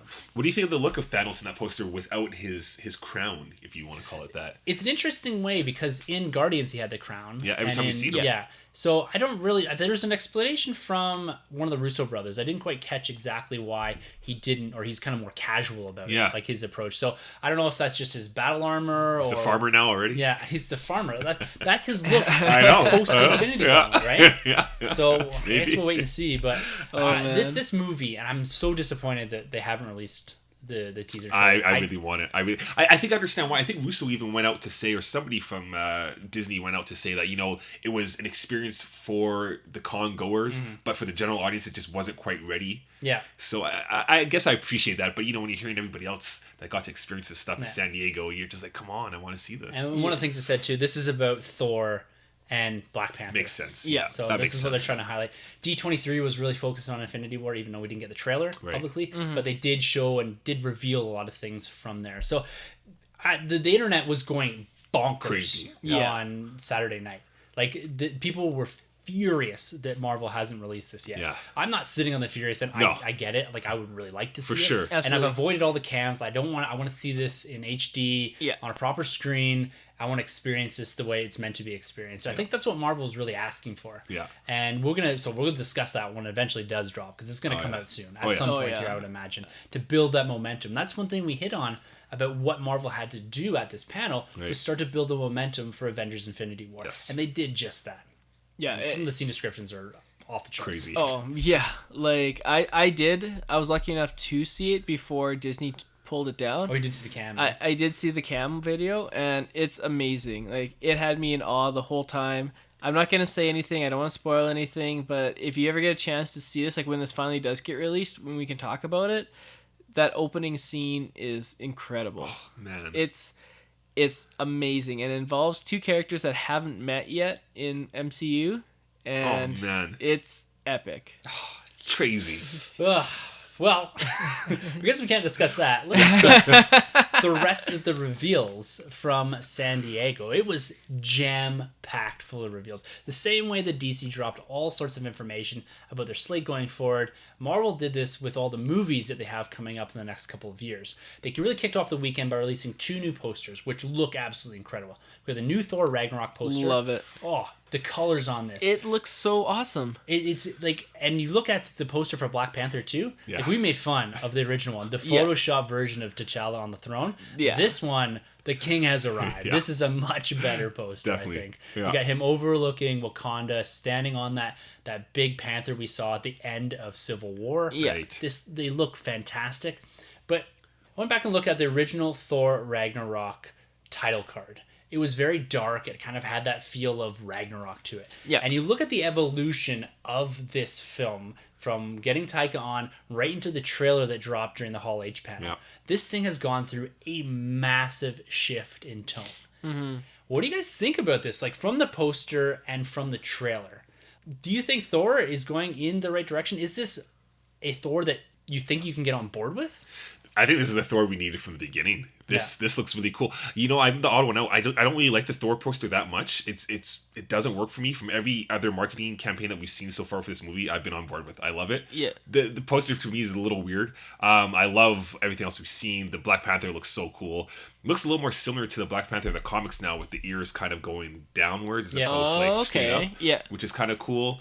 But yeah, you're right. It looks just like the end of a Civil War there with like the rock of whatnot in Wakanda. So that's cool. But yeah, man, Thor looks so good. It just looks so good. I can't wait to see this movie. Jeez. I agree. Yeah. So, you know, Tim brings up an interesting point where the trailers and the title card went from being dark to like super light and like artsy and kind of very 80s. Like, yeah. the start of the trailer, the way that the title card kind of fades into, you feel like you're getting shoved right into Stranger Things. Yes, exactly. I agree. And I hope, you know, this was their plan all along. My only caution, I don't think it's going to end up like this, but the same thing happened to Suicide Squad, where the first trailer was very dark, kind of gritty, the Comic-Con trailer that they released. And then by the end, you're getting like the neon stuff and like the stylized music and everything, and it was very light and poppy. And, you know, it completely changed what the director had envisioned. This, though, I think was always meant to be light and like colorful. And I think just their title card was just, you know, they probably didn't have... They were up all night the day before, so they didn't put that much effort. Well, I think the into original title card probably came from Marvel. Yeah. They had an idea and they had a title and a story that they wanted to do, and that was the Ragnarok story. Yeah. And then they brought on Taika, and if you listen to the panel when they're talking about Thor and all that, you get a sense that Hemsworth and Taika and Feige and all that were a bit tired of this Thor that they had built. Yeah. Kind of this, you know, very proud and mighty Thor and all that. And they've really taken him down and recreated the character and added these great quippy lines. He seems a bit more comedic, but also he's still, because we have those previous movies, you still get that prowess of Thor to him. He talks in the trailer about going through a journey of self-discovery, which is interesting. I find that kind of parallels maybe a bit of what they've done with the characters. They've gone back to maybe not so much the basics of the comics, but they've really reformed this character around the basis of Marvel, and that is having a strong hero that is also a bit funny too, that you can kind of get on board with. So this is where it differs a lot from DC.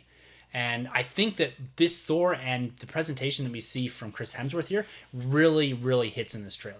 I'm really loving what they're doing here. And I know that we do get a pairing of Thor with some other characters from the description from the Infinity War trailer, and it fits what they're trying to build into. Yeah. I feel like this Thor feels more like the Joss Whedon Thor, like the Avengers Thor, where he's surrounded by like other heroes, so he can kind of shine more so, as opposed to being like the only strong man in the movie. Oh yeah. You know, because I don't feel like it worked that well in Thor 1 or Thor 2, even though he had like the heroes of 3.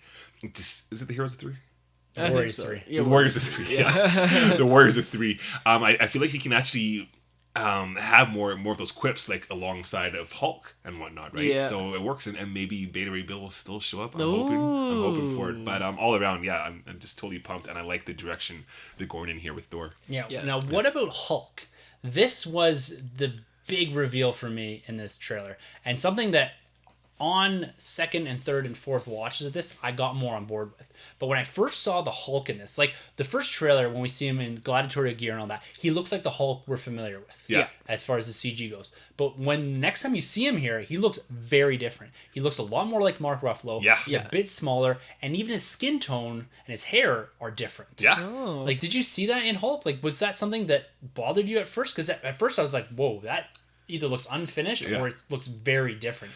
Yeah, you know, I didn't get that unfinished vibe, but I instantly liked it. I could totally tell right away. I'm like, this is not the Incredible Hulk looking Hulk, and this isn't the Avengers looking Hulk. This looks more cleaned up.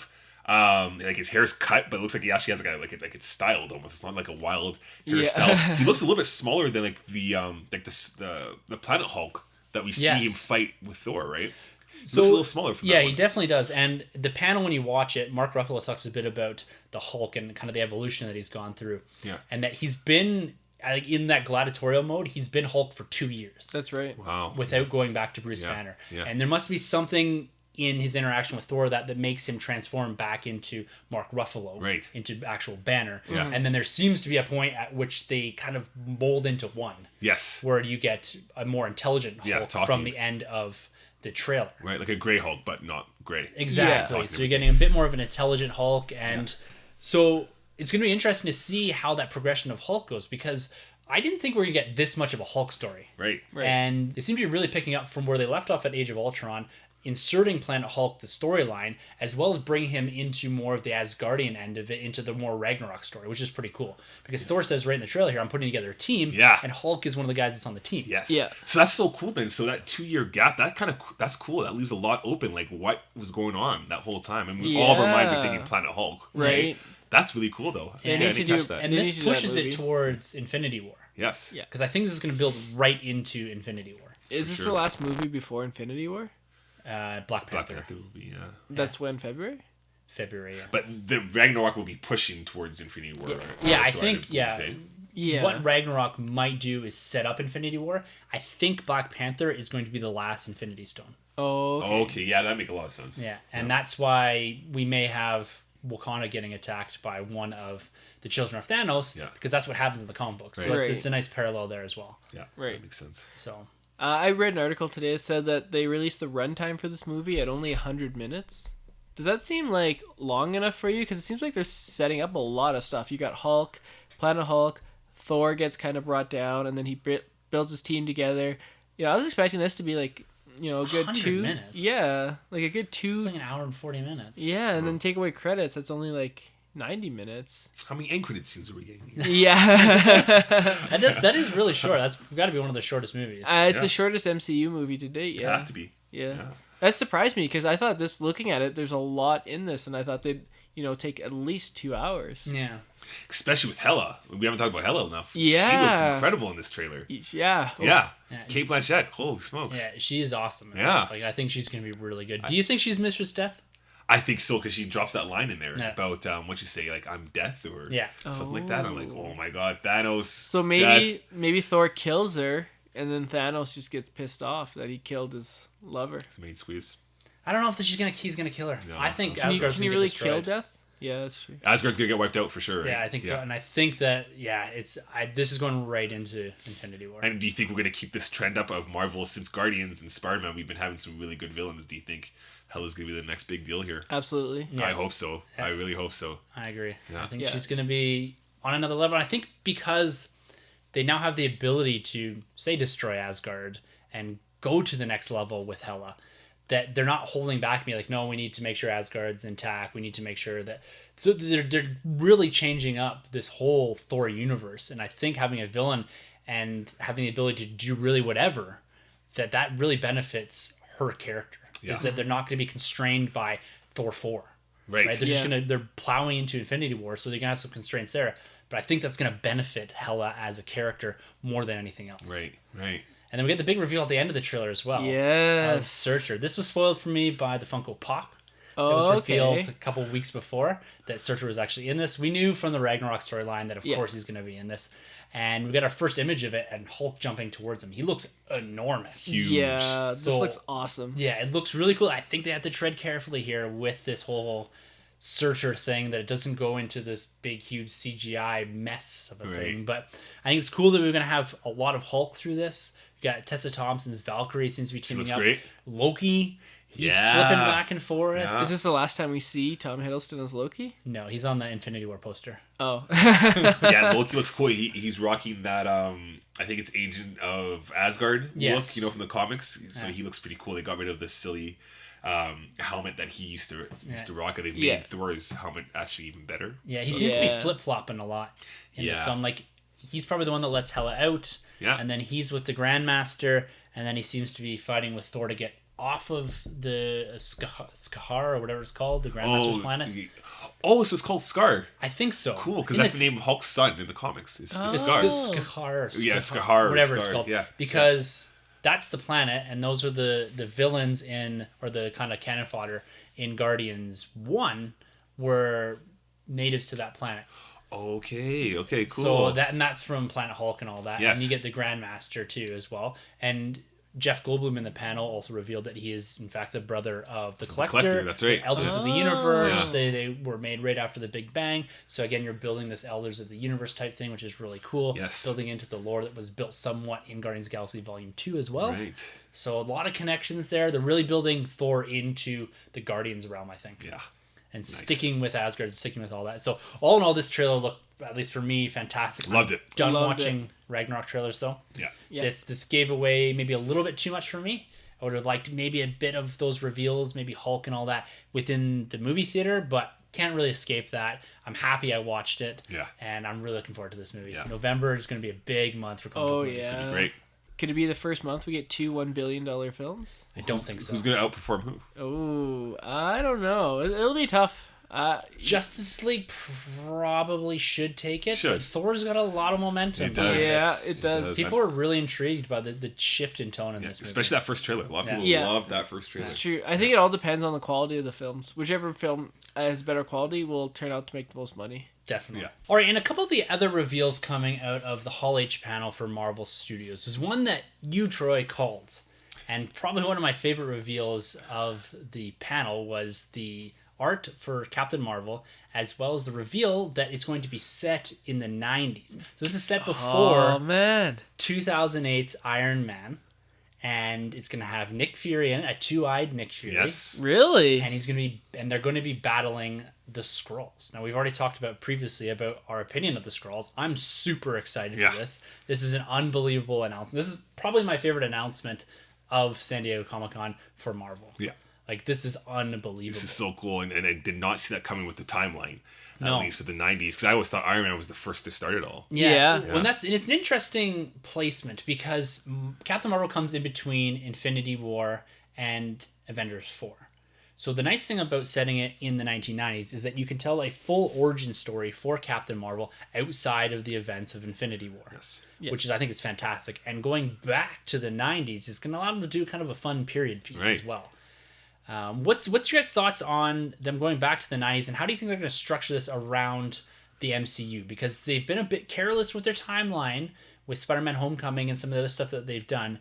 Do you think that they can land this, and how do they explain Captain Marvel's presence in the MCU based off of what we've had so far? Her not showing up for the alien invasion, her not showing up for Ultron, potentially not showing up for Infinity War, at least the start of it. Right. Like, where's she been this whole time? Where's she been fighting? That's kind of crazy. I like the direction they're going with the costume. It looks very much like the all new, all different Captain Marvel. So that's always great. Yeah. I'm really intrigued by this 90s timeline now, though. I don't know what they're going to do. Is it Samuel Jackson playing Nick Fury too at this point, or are we going to get a younger actor to play? I'm guessing they're going to really flex their muscle with this de-aging technology. Okay, yeah. Troy, you can go up for the part. You look like a young Sam Jackson. Young Sam Jackson. Well, they've got so much kind of back catalog of what he looked like in the 1990s. So much they can go off of. Yeah. And then he can do all the mocap. He better have the Jerry curls. Yeah. Oh, yeah.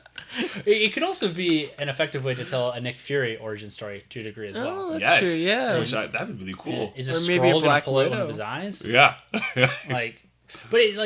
The hard thing to build around this is that Nick Fury, he did say to Iron Man, "You're part of a bigger universe now." And could they be retconning that he's talking about Captain Marvel? Right. But where's Captain Marvel been? Like, if Fury knows about her, where has she been? Like, are they going to try to explain that she's been off in space somewhere? Right. Has she encountered the Guardians at some point? Yeah. That's just crazy. I don't know what they're going to do. A cool thing would be if we get that reveal that there is a Skrull on Earth still. Like, if we get that reveal of a Skrull's been hiding along the whole time as somebody. Yeah. So massive. They have to be doing Secret Invasion. They have to.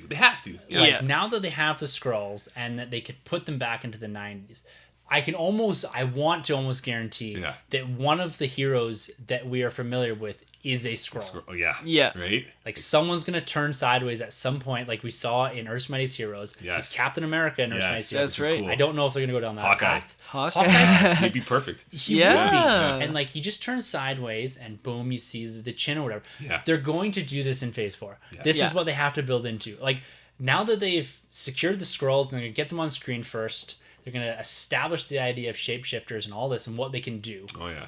This has to be a thread they pull through. Yeah. It's got to be. Yeah. Absolutely. They're seeding stuff for Phase 4 here. I can almost guarantee. 100%. If they don't, Yeah. they're fools. Yeah. Right. Yeah.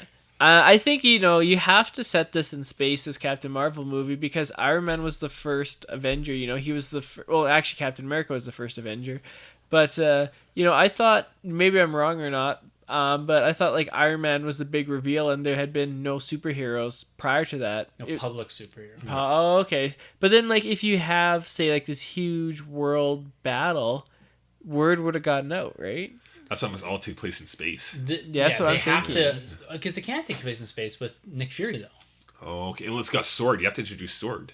Oh, that's Which huge. But why too. haven't we seen that? Exactly. With the T'Challa invasion. Exactly. Maybe with they the get topic. They defeated. got defeated. They failed. And then they it's- said, we're going to try again with S.H.I.E.L.D. I have a great amount of confidence that they're going to be able to weave this in. Yeah. Because her origins are cosmic in nature, right? Like it comes down to the Kree and all this. from the original Captain Marvel. Yeah, right? exactly. Yeah. So it's going to be interesting to see how they kind of weave all this together. Yeah. And I'm excited for it. I think it's cool that they're going down this route because there's always that fear that they have to build in Captain Marvel into Infinity War to some degree. Yeah. But this allows them to do the origin story and tell their own story outside of that big event that's happening, as well as have her show up at some point with a full power set. Yes. And not have to kind of explain that while you're trying to introduce all these villains into the Infinity War and all this, right? Right.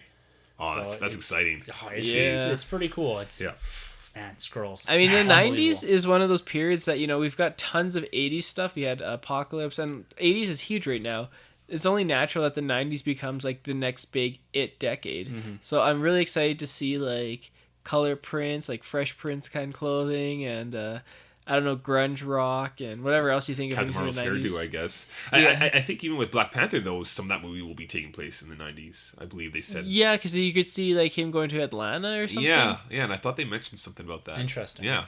So we flashbacks. We have the opportunity to include characters like Peggy Carter in this. Right. Oh, yeah. Michael Douglas's Hank Pym. Yeah. Yeah. So you could integrate some of those characters because we really haven't seen anything prior to 2008 with the exception of what we saw in Ant-Man. I believe that was set in the 60s or something to that effect. Yeah. So they do have some leeway there. Maybe Howard Stark or something to that effect, right? So yeah. they can build in some of the continuity that they've built in previous movies and kind of remind you, hey, yeah, we have done some of this and try to build up S.H.I.E.L.D. as it's coming up to becoming this kind of global protection entity, right? Right. So there's a lot they can do there, and I'm pretty excited for this. Excited for that one. Yeah, 90s comics are awesome. Yeah, they are. Lots of pouches, like you said. Shoulder man. pads. Pouches, shoulder pads, and guns. That's what it was all about. And the other movie that Kevin Feige did focus in on here was Ant-Man and the Wasp. Well, this comes out in between the Infinity War events as well. Ant-Man was one of the kind of surprise hits for Marvel, starring Paul Rudd and Evangeline Lilly. Yeah. They will both be returning. They released a promo art or a concept art poster, Yep. which did have them all on it. It had Giant Man, it had the Wasp Cool. on there. And they also announced a couple of key casting, one being Michelle Pfeiffer as Janet Van Dyne. So Yes. we're going to see flashbacks or Ooh. potentially the return of the Wasp. Yeah. I'm thinking if you go back to Bendis' run, remember the Wasp was shrunken down to this like Yeah. kind of molecule size, or we're in the microverse or Yeah. whatever. I'm thinking that we're gonna get her yanked back out of that. Oh, for sure. That she actually Doctor didn't Strange. die. Yeah. There's so much they could do there. Lawrence Fishburne is playing Dr. Bill Foster, who is Yes. a great legacy character from the Ant-Man lore. Yeah. that is awesome. It's awesome. Goliath Loving who that got Goliath, yes. Yeah. I don't know if Oh, we'll see really? him. Yeah, he was Yeah. like the original Goliath. Yeah, he's the one that died in Civil War. Remember, he got taken down by Yes. that weird Thor. Yeah. Oh, like Yeah, the the android robot Thor? Thor thing? Yeah, Yeah. exactly. Yeah, that's him. Cool. Yeah, and they've got an actress named Hannah John Carmen playing the Ghost, and Walt Goggins playing Sonny Birch, and Randall Park playing a S.H.I.E.L.D. agent Jimmy Woo. So we're going to really? be reintegrating S.H.I.E.L.D. into the MCU as well. Cool. All right. So we'll see if they actually reference Agent of S.H.I.E.L.D. or not. Yeah. If Okay. he shows up. So the casting looks great here. This hits theaters on July 6, 2018. So this is in prime time for movies. And I think Ant-Man and the Wasp, this is another movie that I'm pretty excited for. They've dropped enough hints, I think, throughout this Hall H panel to kind of amp up everything in the shadow of Infinity War. Yeah. So Yeah. these standalones, these franchise builders, these are the type of movies that are going to be building into Phase 4. And these are the new pillars of Marvel, as I've called Spider-Man. Captain Marvel's going to have to be one, too. Yeah. Black Panther. I think we're going to see a Thor 4 as well. Oh, you think they might do it? I don't For him think to Hemsworth's make- done. Yeah. As Because Thor. the thing is with him now, with the partnering of him and Hulk, because everybody loved that first encounter with him in the Avengers. Could we just see them get away from the title like a Thor 4 and just go? Oh, yeah, they Thor, could Hulk, do or whatever? Thor Okay. and Hulk, Yeah, high yeah. five or Thor something cool. like that. But no, like the MCU is like it's been chugging along really well here. We've been doing our MCU retrospective series, Yeah. building into Infinity War, and seeing all these announcements gets me that much more excited for what we've been doing with that retrospective series. Going back and revisiting these movies and discussing them at length has made me appreciate these universes so much more than I already did. Right. And I was already on level Yeah. 10, right? So it's awesome to see what they're doing here. How do you guys feel about Marvel's performance at Hall H and D23 over the last 2 weekends? Yeah, I love that. I feel Marvel always really does bring it. I think they gave you all around like a better experience than DC, but I feel like DC hit you hard with the Justice League drop. Yeah. So it's a win-win for both. I can't say one lost or the other one didn't. I feel like they both brought their A game. If that Infinity War publicly dropped, Oh, okay. that's- Then I'd have yeah. to get to Marvel. Yeah, if we all got a taste, I'd have It's to good, say, man. Let me tell yeah. you, suckling from that Marvel teat, it's a good taste. Sanjay, what are your thoughts? I loved everything Marvel did. I mean, Black Panther looks amazing. Do you see the cast reaction when they showed that trailer of Black Panther? Oh yeah, Yeah, it's everyone's so losing cool. their mind. Yeah, that movie looks epic. Like everything, like that they've been doing, everything has me excited. I'm gonna see everything in theaters opening day. You know, they could literally show me like nothing, and I'd still see these movies opening day. Like there'd have to be something very crappy for me not to see it in theaters. I mean, I've seen Amazing Spider-Man 2 in theaters, so you know. There you go.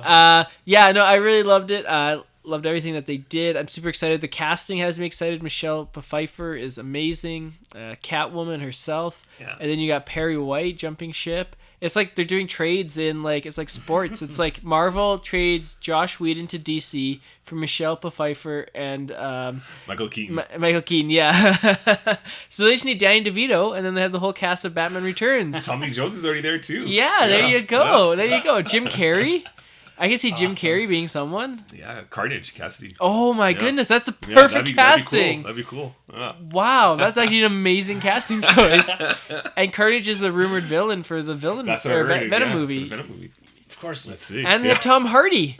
And Tom, yeah, look They at have that. Hey, Bane. the list goes on. Wow, Jeez. they did a lot to get Josh Whedon out of the MCU. Who else are they going to trade over to sweeten the pot? Josh. The mega Oh no, trade. Josh Brolin just Marvel. Yeah, okay. You did get that one weird guy from The Dark Knight who's an Ant-Man, who's like one of his associates. Ti. Yeah, no. You had me going there for a minute. I'm like, yeah, and I'm like, wait, Ti no. is in Ant-Man. Yeah. No, one of he's like Dark Knight. Remember, he's the guy that Harvey Dent captures, and then the Joker Oh, he's the one that's about to corrupts. snipe Commissioner Gordon. yeah. Or he did snipe. Yeah, I know what Yeah, you're talking about. yeah. Oh yeah, little weirdo. Yeah, Yeah, he is. he's an Ant-Man for some reason. You're like, oh, I've seen that guy before. That's true. Just don't take Christopher Nolan, please. No. Dunkirk, right? All right, guys, let's wrap this discussion up with a bit of talk on Marvel from the Hasbro end. Cool. We've got a lot of Legends dropping this year. We've already talked about the Thor Ragnarok wave. We've got Yeah. the second Guardians wave, the Spider-Man Homecoming, the Defenders wave was showcased at San Diego again. And they continued to roll out more action figures. Deadpool is getting his own waves. We're getting a reissue or re-sculpt of a Deadpool with a cable. And he comes alongside of that. We get an X-23. With the mask, that looks With- cool. Oh, She looks Yeah, fantastic. missing the toe claws though. Yes, Why the toe she is. claws? I don't remember. Yeah. I think I saw these. Did they release them at the Yeah. expo? Yeah. Yeah. Yeah, so I think I saw them. I don't think I have pictures of them though, but they look pretty epic. good, eh? Yeah, I have Yeah. the Thor Ragnarok picture ones, but I don't think I took these. Yeah, Domino in this wave as well, who's rumored to be in Deadpool 2 as well. Yes. And we've got Deathlock. These are all kind of comic versions as well. And we've got some sort of symbiote Spider-Man looking thing. Yes, Slews or Yes, Luge. yeah. And then another wave that they did announce was the Black Panther wave. They showed some concept art for the Black Panther film figures. So it looks Yes. like we're going to get 3. I could only make out really the Black Panther figure. Yeah, I couldn't make out the other ones. It's like that black and white photo. Yeah, it was kind of weird. It had like gray kind of sculpting to it. Yeah. So I couldn't make out who they were, but I'm assuming it's one looked a bit bigger. Yeah. It could have been Manape. Okay, yeah. And potentially maybe Michael B. Jordan's character. Right. Eric Killmonger. That'd be nice. That'd be cool. And we're probably going to get one of the Dora Milaje, would be my guess. That'd be nice. Or That'd Suri, be nice. his sister. And there's also the Build-A-Figure X-Men wave. We don't know the characters, but we are getting the Apocalypse Build wave. Oh, yeah. Build-A-Figure, which is Really? just, yeah, that's awesome. Is it the movie one? No, thank goodness. I'm just not taking that. The Ivan Ooze one? Following suit with Star Wars, you know how we got the 40th anniversary. We're getting as well like the Toy Biz kind of the vintage look, vintage line, which is really cool because you get your hands again on that pizza mold Spider-Man, original Captain America, Iron Man in his mid costume, like the 90s, Wolverine. As well, and you get the mask, the alternate mask without the mask, I guess, the head swap, which is pretty cool. I think Black Widow. Yeah, there's a Black Widow there, and then there's a Black Widow on a motorcycle On the as well. bike. Yeah. Which, 6-inch scale. That's right, and that leads me to my problems I had with the Hasbro line is they did Jewel, which is the Defenders line, which is cool, but it's the exact same head sculpt as Silk from the Spider-Man line, Well, that's which what you're is saying, yeah. really lazy. Like that really bugs me. And as well, we got this new Mary Jane and Spider-Man line, all new, all different, which is cool. Good head sculpt for Mary Jane, but it's the exact same head they're using on Black Widow. They just removed the freckles. So Really? That's pretty bad. That's really bad, especially because we've got a lot of cool new body molds going on out there. And with the guys, they always switch the faces. They do a pretty good job with the guys. So I figured with the girls, they could treat them better. So I'm not really pleased with that. Just wait till they use that head sculpt for Iron Man. Yeah. I can imagine. And then the other thing is the Defender line looks cool. It's This like is the the comic 4-pack, line, right? Yeah. The 4-pack. Except the Daredevil. It's like we should have the all new, all different, the black and red costume, not the red one, because we already had the red one 4 years ago. Yeah. So I don't know why they're using the exact same red one with a little bit of a different paint apps, which kind of sucks. It's the Netflix line? No, so they have their own separate Netflix wave that's coming out that has the Punisher, Elektra, Daredevil, and Blade, and then there's another character from the Netflix series as well that I'm missing there. Was it Iron Fist? No, I can't remember. Is that TV show out yet? Or The Defenders comes out in September. There's a trailer that dropped for that. that's like the one series on Netflix I'm actually like super excited for. I'm like, oh, that'd be so cool. You gotta get through a whole bunch before you watch it. Whatever. You don't need to. This 4-pack they released, it does have Luke Cage, Iron Fist, Daredevil, and Jewel. Yeah, a shirtless Iron Fist. Yes, these are characters that we've seen in the past Plenty of kind times. of few waves, not maybe a year or two ago, right? Yeah. So I'm not super really into this. Yeah, I'm kind of bummed because I think Luke Cage was like a San Diego exclusive like 2 years back. Yeah. So now you can get your hands on this guy.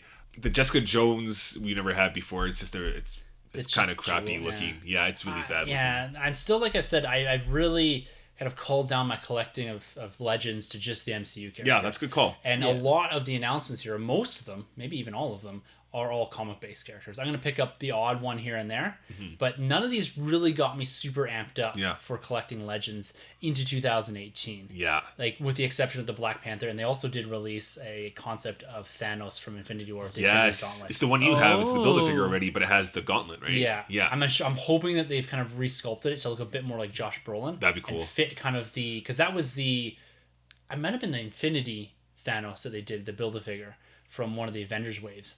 And I'm hoping that it's more likened towards Josh Brolin and the costume that we get in Avengers Infinity War. Because he looked bald as well. He looked like he wasn't wearing his helmet. Yeah, that's right. That's right. But we get other characters. There's a 2-pack of agents or Hydra agents. Which is cool if you're doing like the army building. Yes, Because exactly. you get like 3 alternate heads, Yeah, right? it's So really that's cool, yeah. And you get Black Bolt and Medusa in comic book style. Yeah, Which not I fan. think they're both, or at least the Medusa is a Walgreens exclusive. Oh, okay. And then you get Mr. Fantastic to go with your...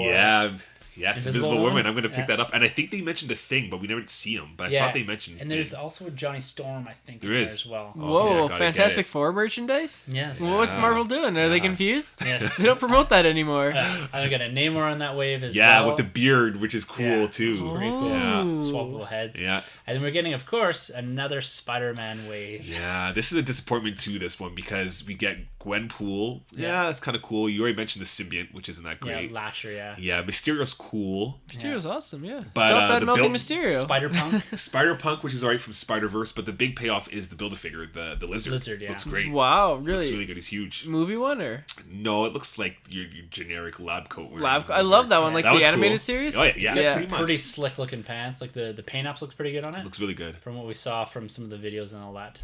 Yeah. And then other than that, like we got the 6-inch Ghost Rider on the motorcycle. The bike's cool too because you can take apart the bike to make it look like a normal bike, which is cool. So if you get that blade or you get your hands on a Wolverine or a cap, you can put them on that bike, which is cool. That's cool. I guess Black Widow comes with a bike too, right? Yeah, she does. Yeah. So all in all, I'm at least for the reveals at San Diego. I know we're gonna get some more at New York Comic Con. Yeah. In the fall here. Yeah. And we're going to get some of these rolling out as other waves and as the movies approach. I'm super pumped for the MCU wave with the Thor Ragnarok and the Guardians that I'm seeing and the rest of the Homecoming wave. But what they showed here, the comic book-based stuff, I think I said this last year at San Diego when we talked about the reveals from Hasbro on the Marvel side, is that I'm probably not going to pick up many of these. Yeah, the only thing I'm chasing is those card backs, and it's just because I didn't start collecting till late in the game, so now I can get my hands on some of those other figures that came out later or earlier, I should say. Other than that, the Ghost Rider looks kind of cool with the vehicles. I like that path they're going with. That's cool. I don't know what the price point in that's going to be. Probably $50 American. $49.99. Yeah. So it's going to be $50 American. That would be upwards of 65 probably Canadian. See, that's crazy. That's crazy. Over the $35 mark. Yeah, I'm telling you. So cut it off right there. But yeah, all in all, not the best reveals. I'm really disappointed in that Defenders line, big time. I think that's a missed opportunity with those characters and what they did. We've seen like 4 Iron Fists, like from the green costume to the white to now we're shirtless. So many of them. It's ridiculous. Daredevil is a letdown. Jules a letdown, and I guess Luke Cage is cool. That's kind of about it. We need to get into the Infinity War wave. Oh, nice. Yes. Yeah. I want Children of Thanos. Yeah. They've got to do a double or triple wave for Infinity War. Oh my god, it's gonna be like massive. 30 figures deep. They've like the build really a figure would be out. so detailed. It's like I get Thanos' left toe. It's like they give you like a hot toy. Yeah. Incredible. Oh man, so cool. Yeah. Some of those sideshow collectibles they had at San Diego is just insane. I was like, oh my goodness, I want these. The Anakin hot toy looked phenomenal. Jeez, and the Luke. Look out. Yeah, I'm calling it right now. I will get my hands on that. We should get them to sponsor us. Be like, Yeah. hey, we're gonna do a product review. Can you send us your Batman Dark Knight? We need 3 of everything. Yeah. Well, just in case. All deluxe sets. Man, I would sell that and be so rich. All right, guys. Well, let's wrap up our discussion for part 1 of episode 81, our Marvel and DC discussion here. I think that we captured a good chunk of the reveals. We didn't talk about comic books. We didn't really talk about TV. So we're going to get to that eventually down the line here. We're going to focus in on some of the other elements of San Diego as well. We had the Ready Player One, the Blade Runner, Stranger Things, a lot of Netflix stuff dropping. Arrow Season 6 trailer, I think. Yeah, so there's a lot out there. New Defenders trailer. There's a Stan Lee Netflix type of promo video, which did show the first image of Punisher from either Defenders or from his new series. Right. So there's still a lot out there that we didn't discuss, and we're going to throw some of it up on the website. That's thenerdroom.net, just highlighting and kind of, like I said, amalgamating some of these trailers and all that into one place. You don't have to go searching all over the place from. We've thrown some of the panels up that we've discussed here with regards to the Marvel Studios and the Hasbro panels and all that. They're all up on YouTube, and we've kind of streamlined all that onto the website as well, so you can go check that out there. We're going to be recording a second part to episode 81, which is going to focus in on Star Wars from D23 and San Diego Comic-Con, and that's going to be dropping the day after this episode drops. So I'm hopefully going to be able to get this out on Thursday, and then Friday is going to be the Star Wars episode. So make sure you tune in back to the Nerd Room feed, back to the website to pick up the Star Wars end of the last 2 weekends, or a discussion of that. And from there, guys, I think it's time for us to sign off. We're almost 2 hours into this episode. Something that I said at the start when we recorded, we're going to keep this to an hour. But there was just so much to discuss here, and I think it warranted a longer episode. Thanks for sticking with us, guys. Yeah. Whoever's still here. And if you left early, then you missed so much cool stuff. Hopefully you come back. Yeah. And if you missed anything, let us know in the comments below. Yes. Yeah. And if you'd like to get a hold of us or be a part of the show, you can always email us at thenerdrm@gmail.com. You can hit us up on Twitter. Our handles are at the end of the episode. You can hit us up on our website now at thenerdroom.net. You can also comment on our Facebook or YouTube pages. Or Tim's OkCupid profile. Yeah, so you can find me there, I guess. Maybe? I don't know. Probably not. All right, guys. This has been absolutely fantastic discussing Marvel and DC. Make sure to tune in to our Star Wars episode, which will drop the day after, part 2 of all of this. And that being said, for the Nerd Room, I'm Tim. I'm Troy. And I'm Sunjay. And thank you for entering the Nerd Room. This has been a Nerd Room podcast production. You can find our hosts, Tim and Troy, on Twitter at TheNerdRM and Troy TheBoy87. Don't forget to subscribe to The Nerd Room on iTunes, Facebook, and YouTube. Just search The Nerd Room Podcast. Be sure to head over to StarWarsCommonwealth.com to find other podcasts on the Star Wars Commonwealth Podcast Network, including Talk Star Wars, Generation X-Wing, Tumbling Saber, Rogue Squadron Podcast, and the Skyhopper Podcast. Follow the Star Wars Commonwealth on Twitter at SW Commonwealth and take your first steps into a larger world.